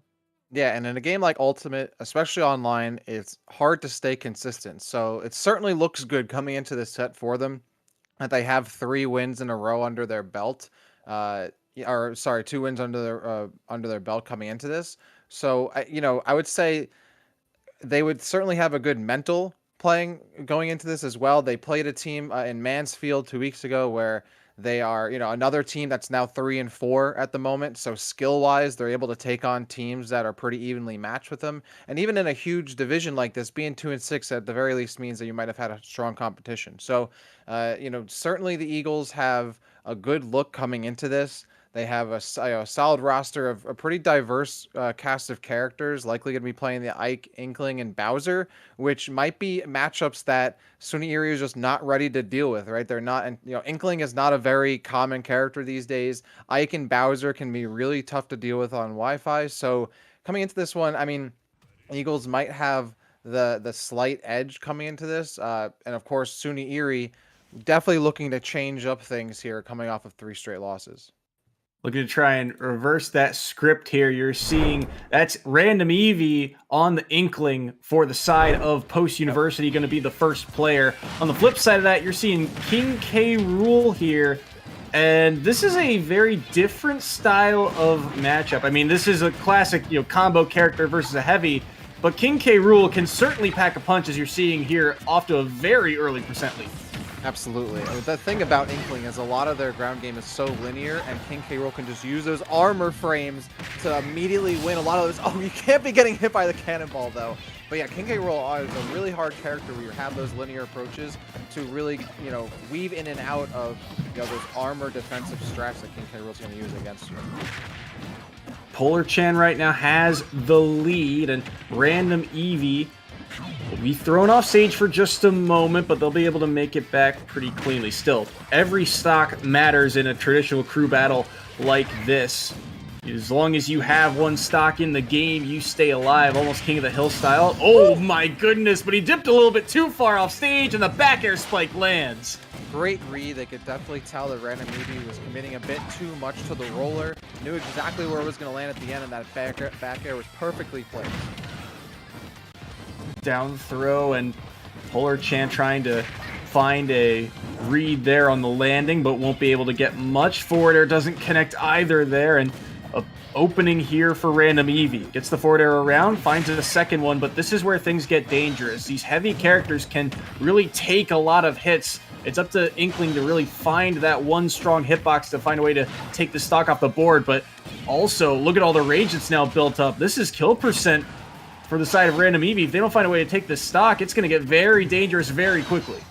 Yep, one more hit and then a back throw might actually do this here. And certainly going to be looking forward. This crown has been absolutely devastating Random Evie's approaches, which is making it difficult and forcing Random Evie to spend jumps in neutral in order to get across. And when you start jumping, you're going to get hit by the up air. And that's exactly what happened. Polar Chan with the 3-0 on Pokemon Stadium.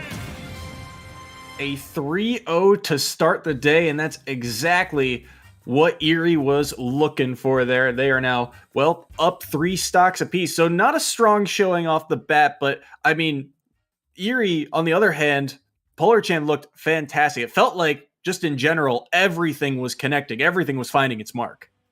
Yeah, that is so major to start off a crew battle, having your first player hold on to all of their stocks and get a 3 stock against that Inkling there. And King K. Rool is a scary character online, right? It's hard to whiff punish in this game, especially when there's added frames. And King K. Rool can throw out that crown, make it hard for you to try to commit to a dash, which we saw a lot in that game. Random Evie just getting caught again and again on those dashes. And that percentage adds up, and then you have the added combination of Inkling being a lighter character. All of those things add together where you end up having a King K. Rool that's really hard to deal with. Polar Chan with an extremely awesome start here for their squad. And yeah, a 3 stock, nothing to scoff at.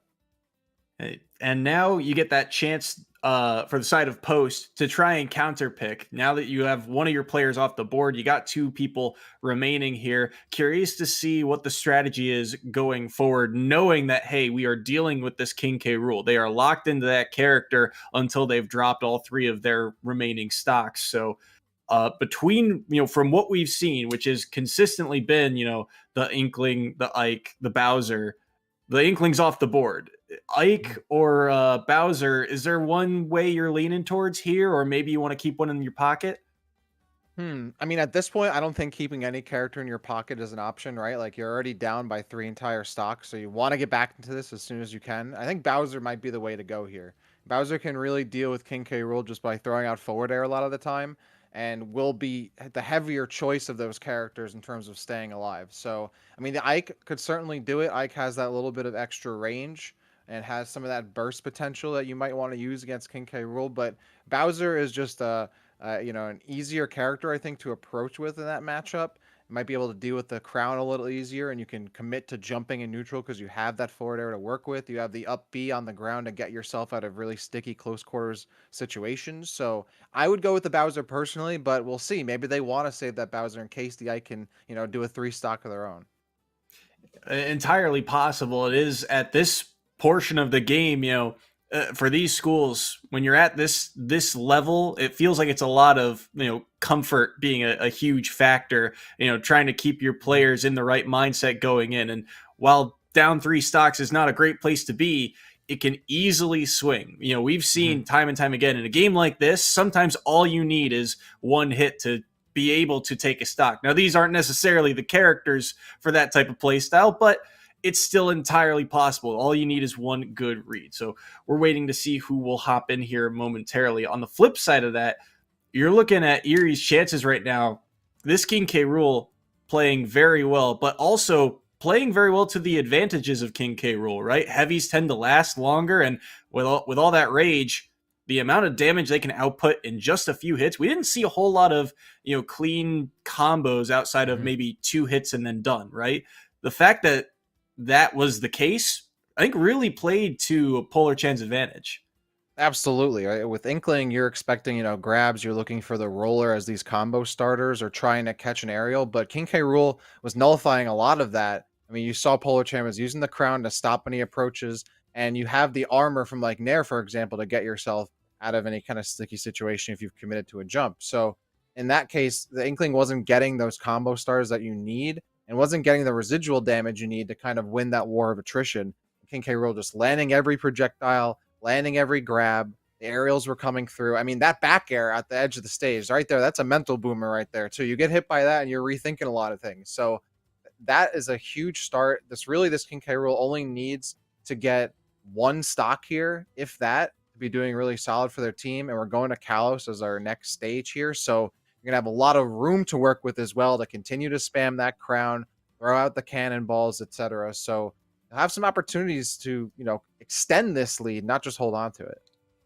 And I also like the Kalos pick if you are King K. Rool. If you think about the ways that King K. Rool likes to take stocks, not typically off the top of the stage either. It's typically with spikes off the side of the screen. It's not typically off the ceiling. So I think this stage also kind of plays to their advantage. But the Bowser is the selection here for round number 2.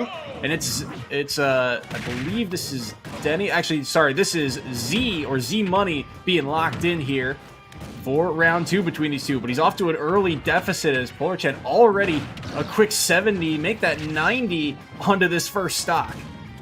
Yeah, this is, again, okay, so this is exactly what we saw in the first game too, is that you see Polarchan is trying to force their opponent into the air as much as possible and force landing situations, and then punish those landings, and so far, it's racked up 129%, and then you have the cannonball, oh, you think you can forward air through it, you can, but you're still going to get sucked up by that gun, and then of course the kill comes right after. It's that back air. It's devastating. Now we have pretty much a full stock advantage here for Polarchan, who is honestly at this point might not even need their teammates, might just take out this entire team on their own. The way they're playing certainly feels like it, playing with a lot of momentum, playing around the space very well, utilizing the projectiles that King K. Rool has to offer very well, and that spike is just so deadly, and the Bowser recovery not enough to get back to the stage, and all of a sudden, it's 3-1. Yeah, that's deja vu right there. Second stock again getting spiked by the back air. And this is looking hard for Z-Money because they want to avoid the crown, they want to avoid the cannonballs, so they're committing to jumps in neutral, and that's exactly what Polarchan wants. They're constantly double jumping, they're using down air and committing to that, which is, I mean, by all means, whiff punishing is really not the easiest thing to do in this game, but against like a move like Bowser down air, you're almost going to hit it every single time. So you really can't be committing to those moves. Oh, that should have been a kill right there for Polarchan. But yeah, Z-Money has a huge mountain to climb here, and another up air kill, and another 3 stock again for Polarchan. They are now 6 stocks to 0 up against this post-university squad. And I think this might come true here. I think they might actually take this entire thing without any help from the rest of their squad. Have not dropped a stock. Again, looked fantastic there. And really, right from the get-go, that was a quick game. It was that first stock barely started, and it was a quick 90% had been racked on before he even took 2, I think. And it was off of a trade. So Polarchan playing absolutely fantastic. It feels like he's got a game plan and executing it to a T. Absolutely. Knows exactly what their opponent's going to do because he's conditioning his opponents to jump, to not be shielding, and it's working out perfectly. King K. Rool is such a finicky character to work with because you feel like you're safe and shield at times, but you can get easily command grabbed. You think you can dash in, but you have the crown, and once you're inside, you think you can do damage, and you get armored. Has really scary aerials as well. So this is a character that, I mean, we've seen with some other players, even at a higher level, that can do a lot of work. You know, like Kirby Kid, for example, is a really strong King K. Rool that can just do crazy work, especially if you're not experienced in the matchup. So when you have a player who's able to condition their opponents so efficiently, King K. Rool is one of the, it's like essentially like fighting a boss, which makes sense considering who King K. Rool is. But you're in that boss encounter and you got to figure out the pattern, but the boss has got the pattern on you. And the scary part is, once again, you can see the damage that Post can do once they get in. It's not that Polarchan is, not taking hits at all. It's that the hits aren't coming in strings, and they're not also the strong hits that you would find to take a stock. Polarchan doing a very good job of playing around these high percentages, the ones that heavies are kind of known for playing at, because they end up taking a lot of damage early. But playing around those high percents, being able to hold on to your stock, there's something to be said about being able to play defensively like Polar Chan is doing. Yeah, this is, this is more than a mountain to climb here for Post now. This is an incredible distance. At this point, this is SUNY Erie's match to lose right now. Most likely, considering this is the best of 3, they're going to throw Polar Chan out again first for the second game. I mean, why wouldn't you? But this is a situation where, okay, now you just have the Ike to work with. Not particularly a matchup, I would say either character really wins hard either way. And Ike doesn't have like Flamethrower, for example, which we didn't see from the Bowser at all, which would have been a great option to use in landing situations, right? You don't have a projectile to work with. You have another linear approach character that King K. Rool can easily hit with the crown or the cannonball, and is a slower character too. So King K. Rool is going to be going for grabs, going to be looking to try it to again get you in the air. Ike historically is a character who has trouble in landing situations, and who's been doing really good in every landing situation? It's Polar Chan on the King K. Rool. So this is an extremely hard situation. I'm sure Post is trying to take as much time as they can to figure things out for the next game, see what adjustments they can bring into the next, crew matchup in this best of 3. Like, all right, this is probably a wash, but what can we change going into the second game? Yeah, this is more of a, try and see what you can get out of it. Curious to see if that Ike is actually the choice as you're seeing on your screen. Yes, it is. And I feel like it's, like you said, Polar Chan, this sort of plays to his advantage, but also, in terms of the character matchups themselves, I almost feel like it's a type of matchup where these two can beat up on each other very easily. Just whoever, finds that initial mistake can really punish accordingly. And so far, things relatively even off the start here, as it is Denny on the Ike here for Post University, but he's off stage now. This is a good high recovery for a moment, but like you said, those grabs coming through, and he reads the roll in as well. Polar Chan just, the stars aligning for him. He's connecting everything right now. Yeah, Denny is the team captain of Post, and honestly, this is already looking a lot better. You can tell that Denny has a better grasp of spacing and staying a little safer on moves. But again, the problem with Ike, even though you have the platforms to land on, is that side B is going to get punished over almost every single time by Polar Chan. That grab, though, should have landed, but barely getting their way out of there is Denny. But yeah, this is looking a lot better, so you can see they've definitely kept their anchor, their strongest player so far, and Denny is doing a great job of keeping this even against the King K. Rool, who's been dominating so far. Trying to space around these projectiles now. Every stock does matter, but he'll be able to get around the crown, but he gets hit by the forward air. Still has his jump burned it early to get the side B back to stage, and the spacing on that back air so well done to knock Polar Chan off stage. Can't really contest him from down low all that easily, and the Nair will connect. The up air won't do so, and both these players playing carefully, but I love the dash attack to sneak underneath and take that stock, but look how quickly he answers back.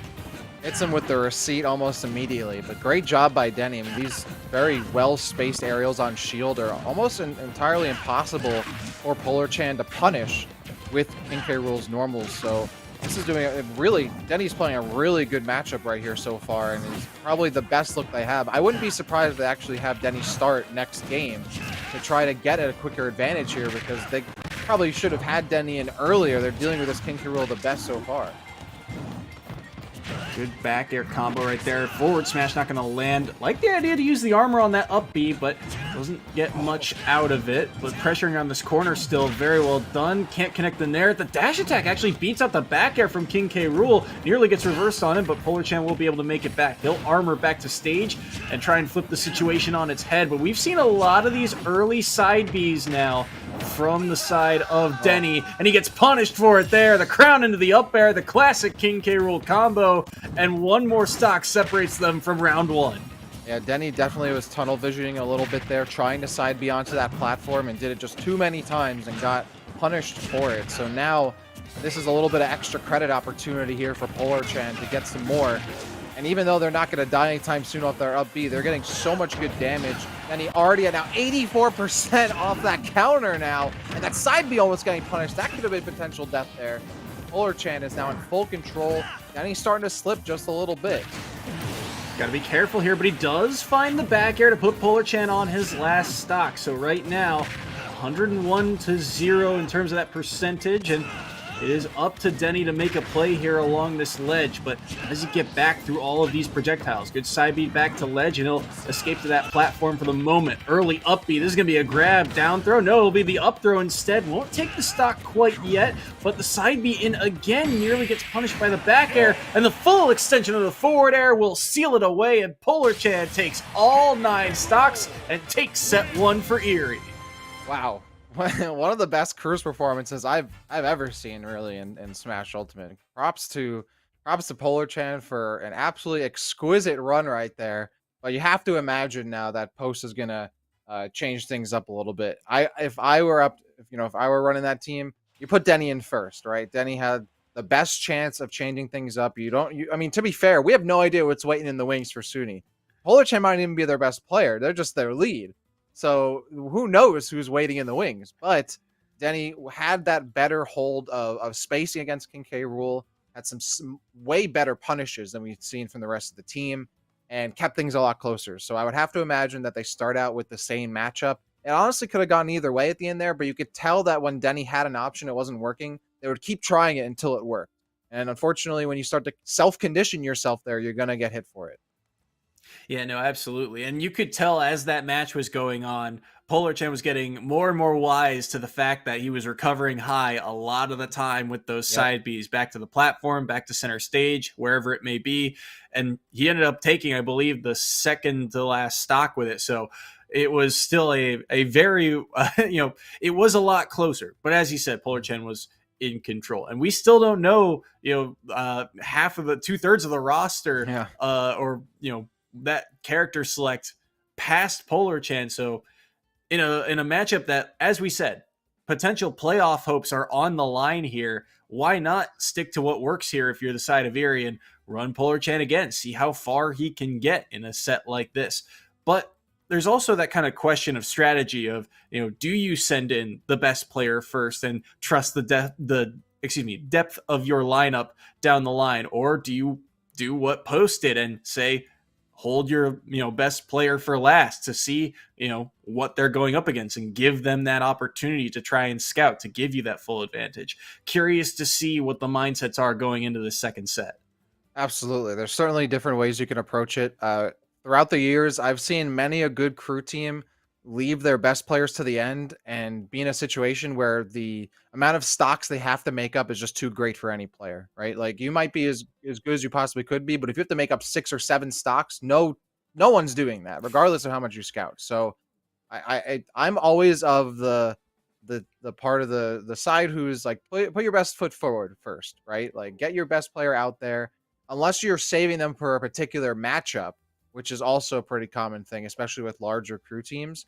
You want to kind of have your best player out there to give you that larger margin of error to work with later. Like, imagine Polar Chan hadn't won, against Denny in that initial get-go. You'd still have 6 other stocks to work with, and Denny had lost 2. So, like, it didn't matter if the other players weren't as good.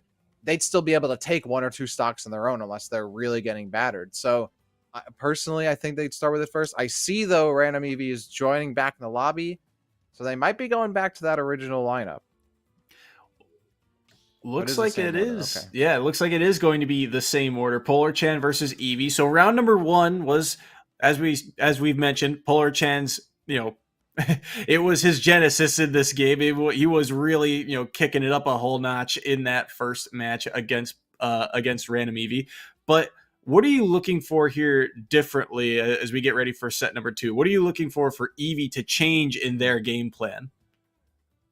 I would say just camp more, right? Like, the aggressive approach just wasn't working, especially on Pokemon Stadium 2, which against a character like King K. Rool, who was is obviously pretty wide, like, and just has a solid, like, close range around them. Like, you don't have a lot of room to work with. So if you're continually forcing the issue and getting hit, I think the best option is to slow things down, try to really think about every single movement and button you press, and camp it out. Inkling can camp, especially against a character like King K. Rool, who isn't very mobile. Like, stick to throwing out those bombs. Try to paint him up as best you can. Don't force the roller until high percent. I think that was the big thing about Random EV too, is that we're seeing the roller at super low percents where even if you land it, you're not getting a kill off it. You're not getting a ton of percentage off of it.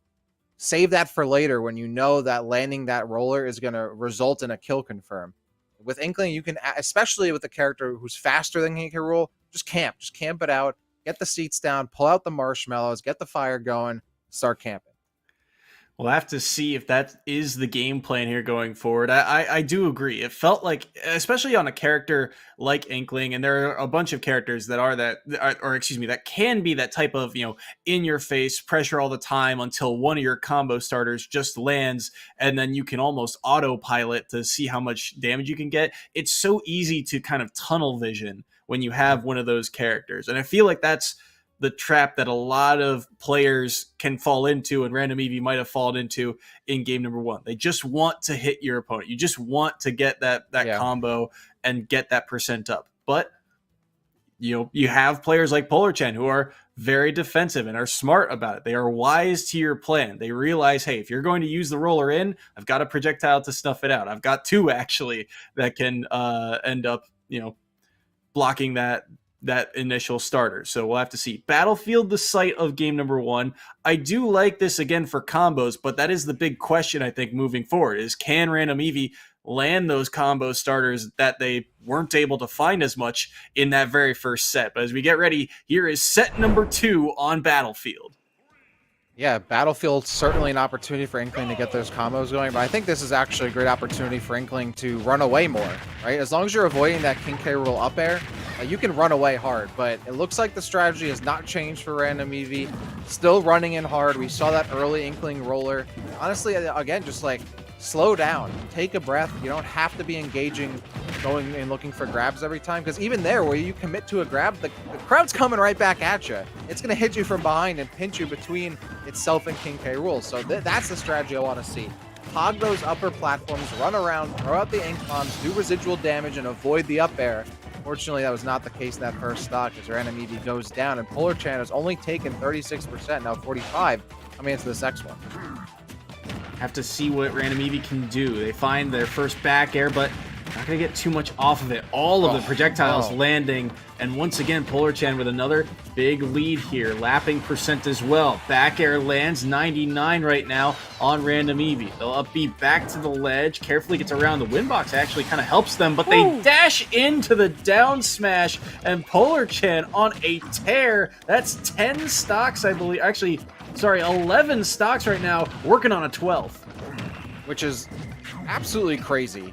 That this play, there's a really good chance we don't see the rest of this team, and it's just Polar Chan representing SUNY Erie. That's a huge flex. I would love to see the rest of the team here, but so far Polar Chan doesn't even seem to need too much of a game plan. Like this is just training mode right now. Like they're just hitting buttons and seeing what happens, and it's working out so far. They really don't have to worry about spacing things too hard, because Random Eevee's very close a lot of the time, hitting their shield very often, and unfortunately recovers way too low, can't up B back. And that is another 3 stock coming out from Polar Chan. Second verse looking the same as the first here, and Polar Chan another 3 stock over Random Eevee, and continuing their reign of terror here on Post University. But I think we saw, at least that game, it did at portions look a little bit closer. Like you said, started to camp a little bit more towards the latter parts of that game. The problem was, again, finding a way in through all of the timings of the projectiles and even the spacing around the armor, things like that, just couldn't quite get that nailed down. Yeah, and with the added platforms being so close to each other too, sometimes it's even harder to land those jump-ins as well. So like you have the platform in the way that you have to take into consideration. You really can only jump in when King K. Rool's in the center of the stage. And of course, set you up for the up air, which we saw kill immediately from King K. Rool. So it's hard to deal with. I would say it wasn't necessarily a bad stage pick coming out of Pokemon Stadium, but just the game plan wasn't there. It was exactly what we saw from the first set, which was be super aggro and attack almost immediately, and that's exactly what Polar Chan wanted the entire time. And maybe part of that reason that you kind of, as I mentioned before, kind of tunnel vision on a rush in type of style is because they know the pressure of this game. They know a loss here could be the end of their regular season. This is a potential playoff game, or at least one and done for either of these schools. Win and you're in, lose and you are out of that playoff race. So that's got to be in the back of the minds of these players, and probably why we're seeing Polar Chan once again, well, take that starting role here for Erie. Oh, absolutely. I mean, if I were Erie, there's no way you move Polar Chan off of this, but I'm really surprised that Post did not change their lineup. I mean, having Denny out in the beginning absolutely meant that Polar Chan could have lost that first game of the second set. Like, it could have gone either way last time. I think we're going to be in another situation where Denny might be able to stack up against Polar Chan, but it's going to be too little too late. Even if Denny takes out Polar Chan, there's a good chance they lose one or two of their stocks, and then they still have to beat two other players. So it's a huge ask for their anchor to do that. If Denny had come in a little bit sooner, they would have at least stood a chance in terms of getting a solid stock advantage, but also getting a chance to see what the rest of SUNY Erie's lineup even looks like in the first place. So far, Polar Chan is just looking super comfortable. All of their confirms are landing. You can tell that they've practiced this a lot, and everything they need to be doing, King K. Rool, has been practiced, has been trained, has been prepared. So not only that, now they know exactly what to expect from the rest of the team of Post as well, right? Like, they have that download. They know what Denny's going to bring to the table, and they know what Z-Money is going to bring to the table. So now it's really on Post to be like, okay, how do we change things up with the same players that we've already played before and going back to PS2? We'll have to see here, as it looks like you are seeing Z in the lineup here for the second match. And I'm also curious, too, because of the time, between both sets, really, there's also that factor of, the great players can adapt seemingly just by flipping a switch mid-match. There wasn't a whole lot of time between set one and set two, and there isn't in this format, for your team to kind of regroup. You have to be able to be ready on the day. And right now, Polar Chan looks ready. His game plan looks, on point and ready to adapt to whatever is being thrown at him. That is the question here for Post, is can they change that game plan that they've come in with? Because right now, their backs are against the wall here as we get ready for game number 2. Not the end of the line quite yet, but Z-Money will see if he can get anything done here and put a mark onto Polar Chan. That stock count looking dangerous as Zach pushed to the corner here early in game 1. Yeah, I would really like to see that flamethrower come out from Z-Money. Again, be a little safer, right? You can't really camp too hard with Bowser, but you can play that slower neutral game where you don't have to commit grounded options. But that upbeat, we're seeing a lot of high recoveries as we did from the previous set from Z-Money, and now in this game as well. That high upbeat recovery, I mean, that's going to get scooped up by Polar Channels every single time. So finally does get that side B landing, and we'll see what they can do in the landing situation. But Polar Chan plays it perfectly, catches them right there, and forces that offstage play. I mean, every time that Z-Money gets knocked off stage, they're taking 30, 40, 50% just to get back on. 102 right now on Z-Money. Good forward air. Dash attack won't be able to take the stock quite yet. Up air, not going to do it either. Good drift there from Polar Chan to threaten. And the neutral B, ill-advised. He snuck behind him with the down smash, and Polar Chan poised to take another 3 stock here. But at 124, Bowser's got a lot of raw kill power in their kit. Can they find one of those strong hitboxes to possibly get one on the board? Right now, doesn't look to be so. Polar Chan, everything connecting. Neutral B got around it. Up smash nearly found its mark. The jabs to get him off stage. Wow. Somehow that up B working out here. But yeah, this is a crucial moment for Z-Money. Rolling a bit too much when he had the side B opportunity, but if they can get just one stock on Polar Chan and give Denny a slight advantage going to the next game, that could literally make the difference whether or not we go to a set 3. And in fact, they do take the stock. The flamethrower didn't work out the first time, finally works out the second time. That might be exactly what Denny needs. Oh, off the top with the helicopter. Just exactly what they need, the propeller kill off the top. But yeah, Z-Money does finally take a stock off Polar Chan. It's the first stock that they've lost from someone who isn't Denny. And now Denny will be able to go into this with a 3-2 stock lead. That could be enough for Post to get back into this. I mean, especially if Polar Chan is their strongest player from SUNY Erie. I mean, that could, who knows? Denny might be able to do the run back. So that's exactly what Post needed to stay alive here. At least one stock. Got one stock off the board, and I have to flash back to that first game of this second set. I mean, he was at about the same percentage, 124-ish, 125, and Evie just could not find a solid hit to be able to take that stock and get one off the board. Now you have that advantage. Now you have that extra stock to work with here if you are Denny. And we remember that it was very close the last time these two met in that very first game. It did come down to the last stock. Denny was at about 100% if I remember correctly when it got to that last stock scenario, but we'll have to see what Denny can do here. Polar dropping his first stock to someone other than the tag of Denny. Still in firm control, though, here for Erie. Yeah, this is an improvement for Post for sure. But yeah, SUNY Erie is absolutely in full control.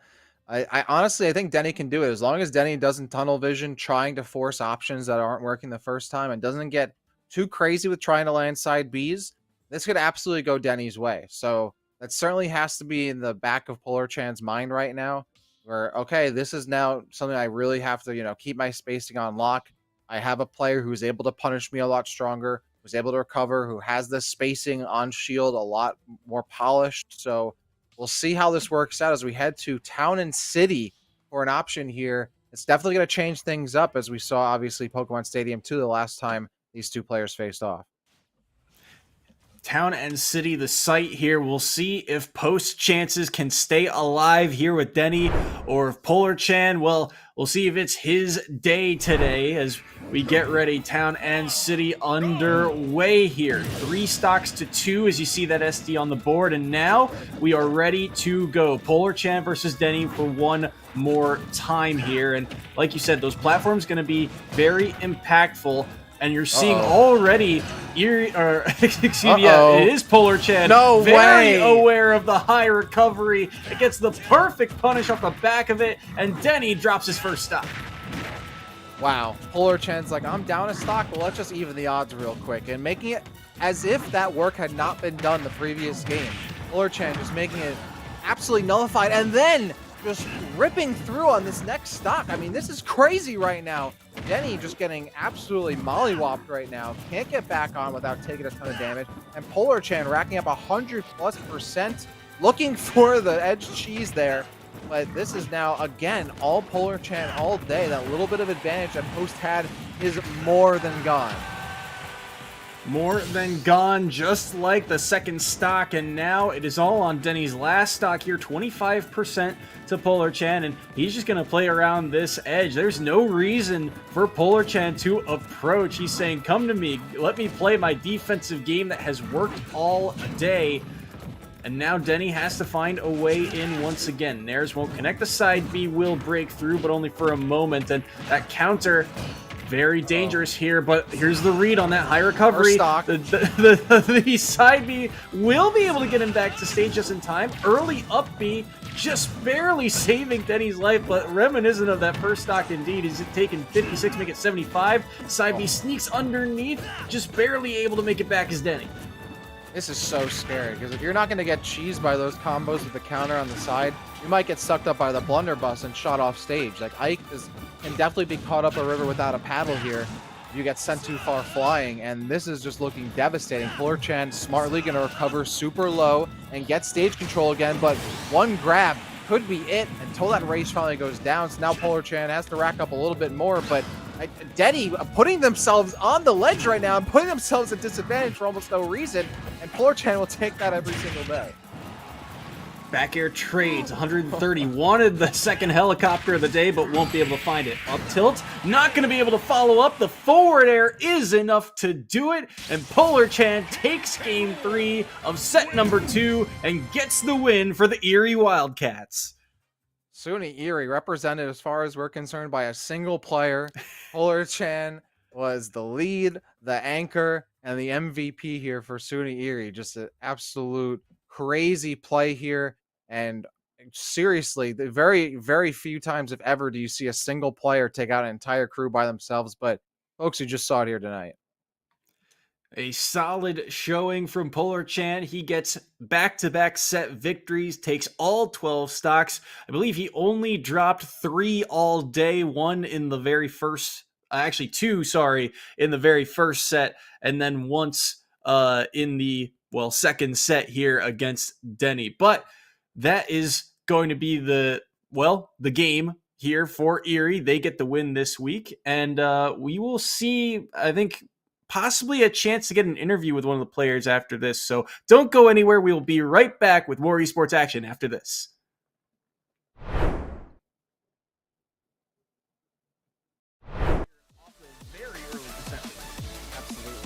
thing about Inkling is a lot of their ground game is so linear, and King K. Wilson just uses armor frame to immediately win a lot of those. Oh, you can't be getting hit by Thrown off stage for just a moment, but they'll be able to make it back pretty cleanly. Still, every stock matters in a traditional crew battle like this.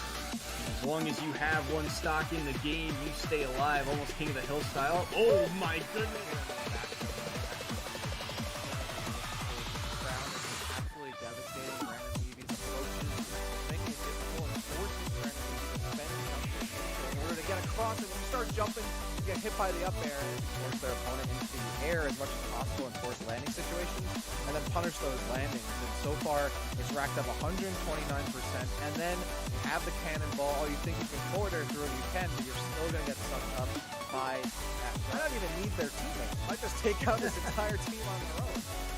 The way they're playing certainly feels like it, playing with a lot of momentum, playing around the space very well, utilizing the projectiles that King K. Rool has to offer very well, and that spike is just in this game, but against like a move like Bowser down there, you're almost going to hit it every single time. So you really can't be committing to those moves. Oh, that should have been a kill right there for Polar Chan. But yeah, Z-Money has a huge mountain to climb here, and another up air kill, and another back air so well done to knock Polar Chan off stage. Can't really contest him from down low all that easily, and the Nair will connect. The up air won't do so, and both these players playing carefully, but I love the dash attack to sneak underneath and take that stock, but look, beats up the back air from King K. Rool. Nearly gets reversed on him, but Polar Chan will be able to make it back. He'll armor back to stage and try and flip the situation on its head, but we've seen a lot of these early side Bs now from the side of Denny, and he gets punished for it there. Good side B back to ledge, and he'll escape to that platform for the moment. Early up B, this is going to be a grab, down throw. No, it'll be the up throw instead. Won't take the stock quite yet, but the side B in again, nearly gets punished by the back air, and the full extension of the forward air. Even there, where you commit to a grab, the crowd's coming right back at you. It's going to hit you from behind and pinch you between itself and King K. Rool. So that's the strategy I want to see. Hog those upper platforms, run around, throw out the ink bombs, do residual damage, and avoid the up air. Once again, Polar Chan with another big lead here. Lapping percent as well. Back air lands 99 right now on Random Eevee. They'll up B back to the ledge. Carefully gets around the windbox. Actually kind of helps them, but they dash into the down smash. It seems to need too much of a game plan. Like this is just training mode right now. Like they're just hitting buttons and seeing what happens. And it's working out so far. They really don't have to worry about spacing things too hard, because Random Eevee is very close a lot of the time, hitting their shield very often, and push to the corner here early in game one. Yeah, I would really like to see that flamethrower come out from Z-Money. Again, be a little safer, right? You can't really camp too hard with Bowser, but you can play that slower neutral game where you don't have to commit grounded options, but that's off stage. They're taking 30, 40, 50% just to get back on. 102 right now on Z-Money. Good forward air. Dash attack won't be able to take the stock quite yet. Up air. Not going to do it either. Good drift there from Polar Chan to the threat. Out here. But yeah, this is a crucial moment for Z-Money. Rolling a bit too much when he had the size the opportunity, but if they can get just one stock on Polar Chan and give Denny slight advantage going to the next game, that could literally make the difference whether or not we go to the next game. That could literally make the difference whether or not we go to a set 3. And in fact, they do take the stock. The flamethrower didn't work out the first time. Finally works out the second time. That's going to be exactly, that might be exactly what Denny needs. Oh, off the top. What the hell? Now we are ready to go. Polar Chan versus Denny for one more time here. And like you said, those platforms going to be very impactful. And you're seeing already Erie, or excuse me, it is Polar Chan. No way. Polar Chan racking up 100+%, looking for the edge cheese there. But this is now, again, all Polar Chan all day. That little bit of advantage that Priest had is more than gone. Up by the blunderbuss and shot off stage. Like Ike can definitely be caught up a river without a paddle here. You get sent too far flying, and this is just looking devastating. Polar Chan smartly going to recover super low and get stage control again, but one grab, advantage for almost no reason, and Polar Chan will take that every single day. Back air trades, 130. Wanted the second helicopter of the day, but won't be able to find it. Up tilt, not going to be able to follow up. The forward air is enough to do it. And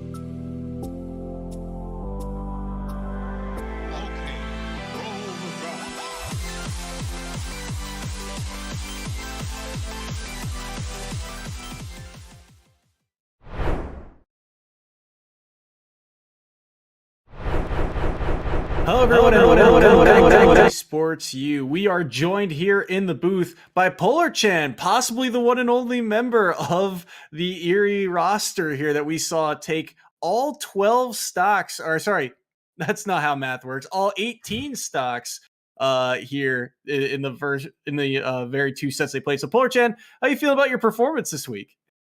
I really feel good. I feel clean. I didn't do much practicing, and sometimes too much practice can oversaturate you. And I took some time off to Smash a little bit, so I'm coming back, missing the game, just ready to just get some W's.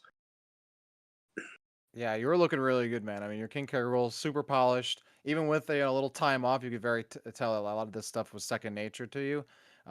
One thing I want to ask for sure is, Denny was certainly probably the hardest matchup you had in this set. So how did you adjust from playing against the other two players and having to play against Denny, who had stronger spacing and better punishes?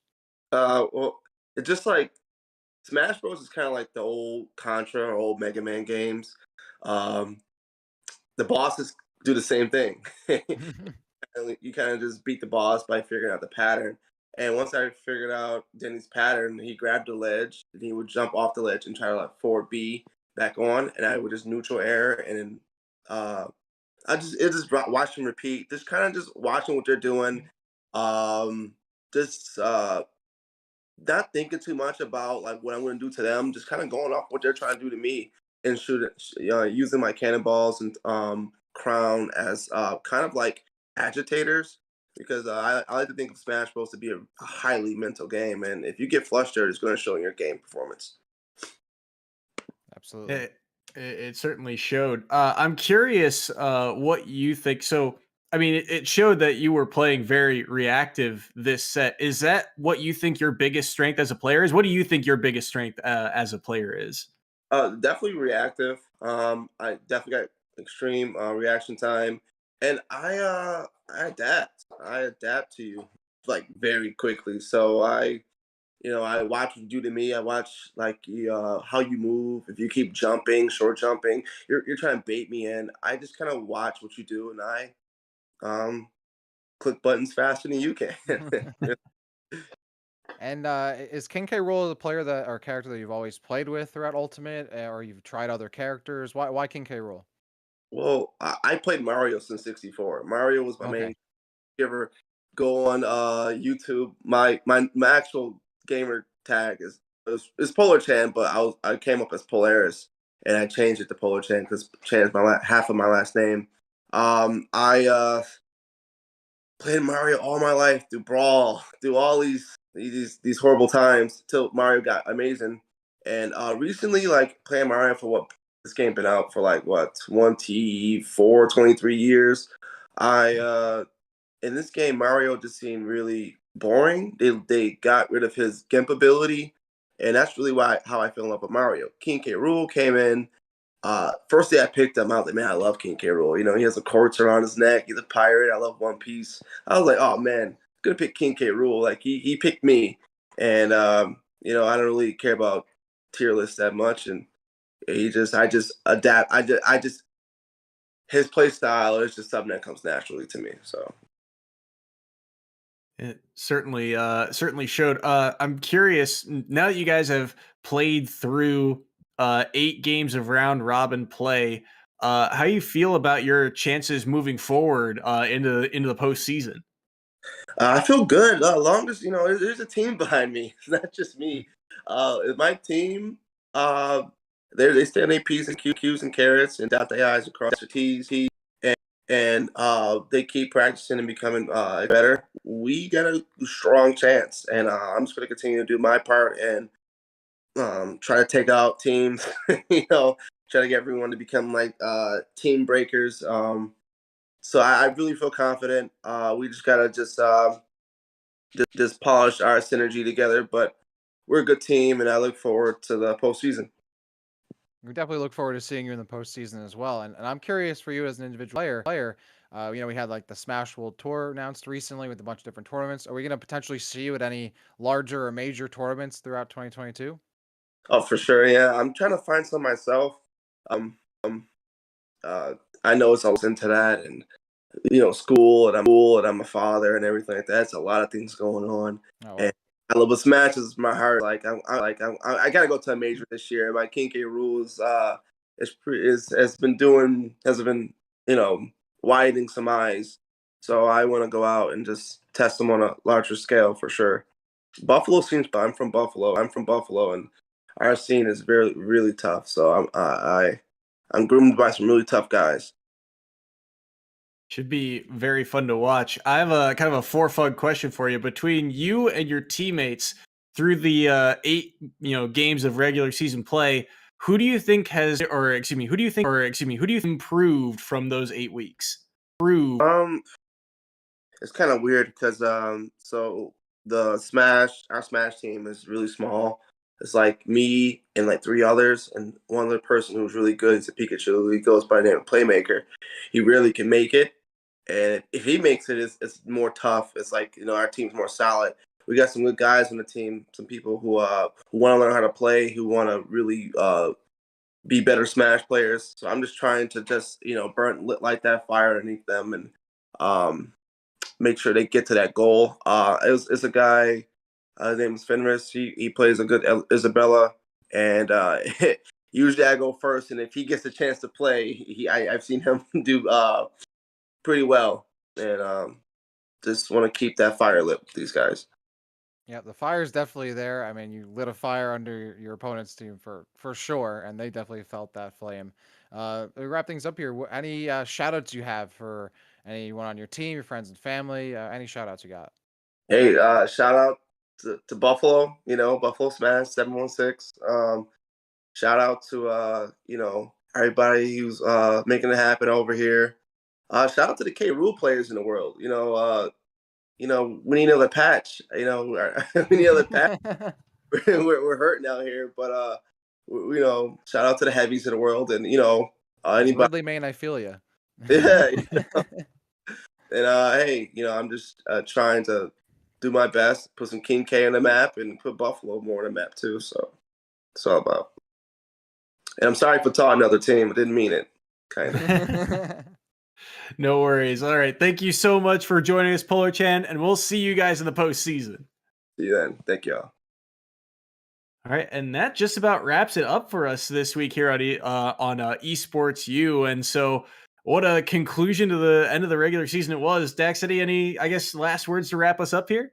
Yeah, well, I mean, first of all, thanks for having me. It was great to work alongside you, and it was an awesome set we got. I mean, we got to see some great Smash, even though it was only from 4 players out of the potential 6. We got this, a clinic was put on for sure. I always appreciate some good Smash. I always appreciate some good crews. Of course, shout outs to Polar for an amazing King K role, and honestly, shout outs to Denny as well. Denny, a really solid Ike player, and certainly very obviously the captain of their team for good reason.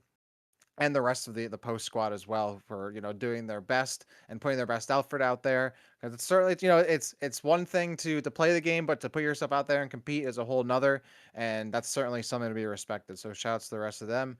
It was great to be here. I'm glad I was able to jump on for the end of the regular season, and hope I can come back for some more in the future.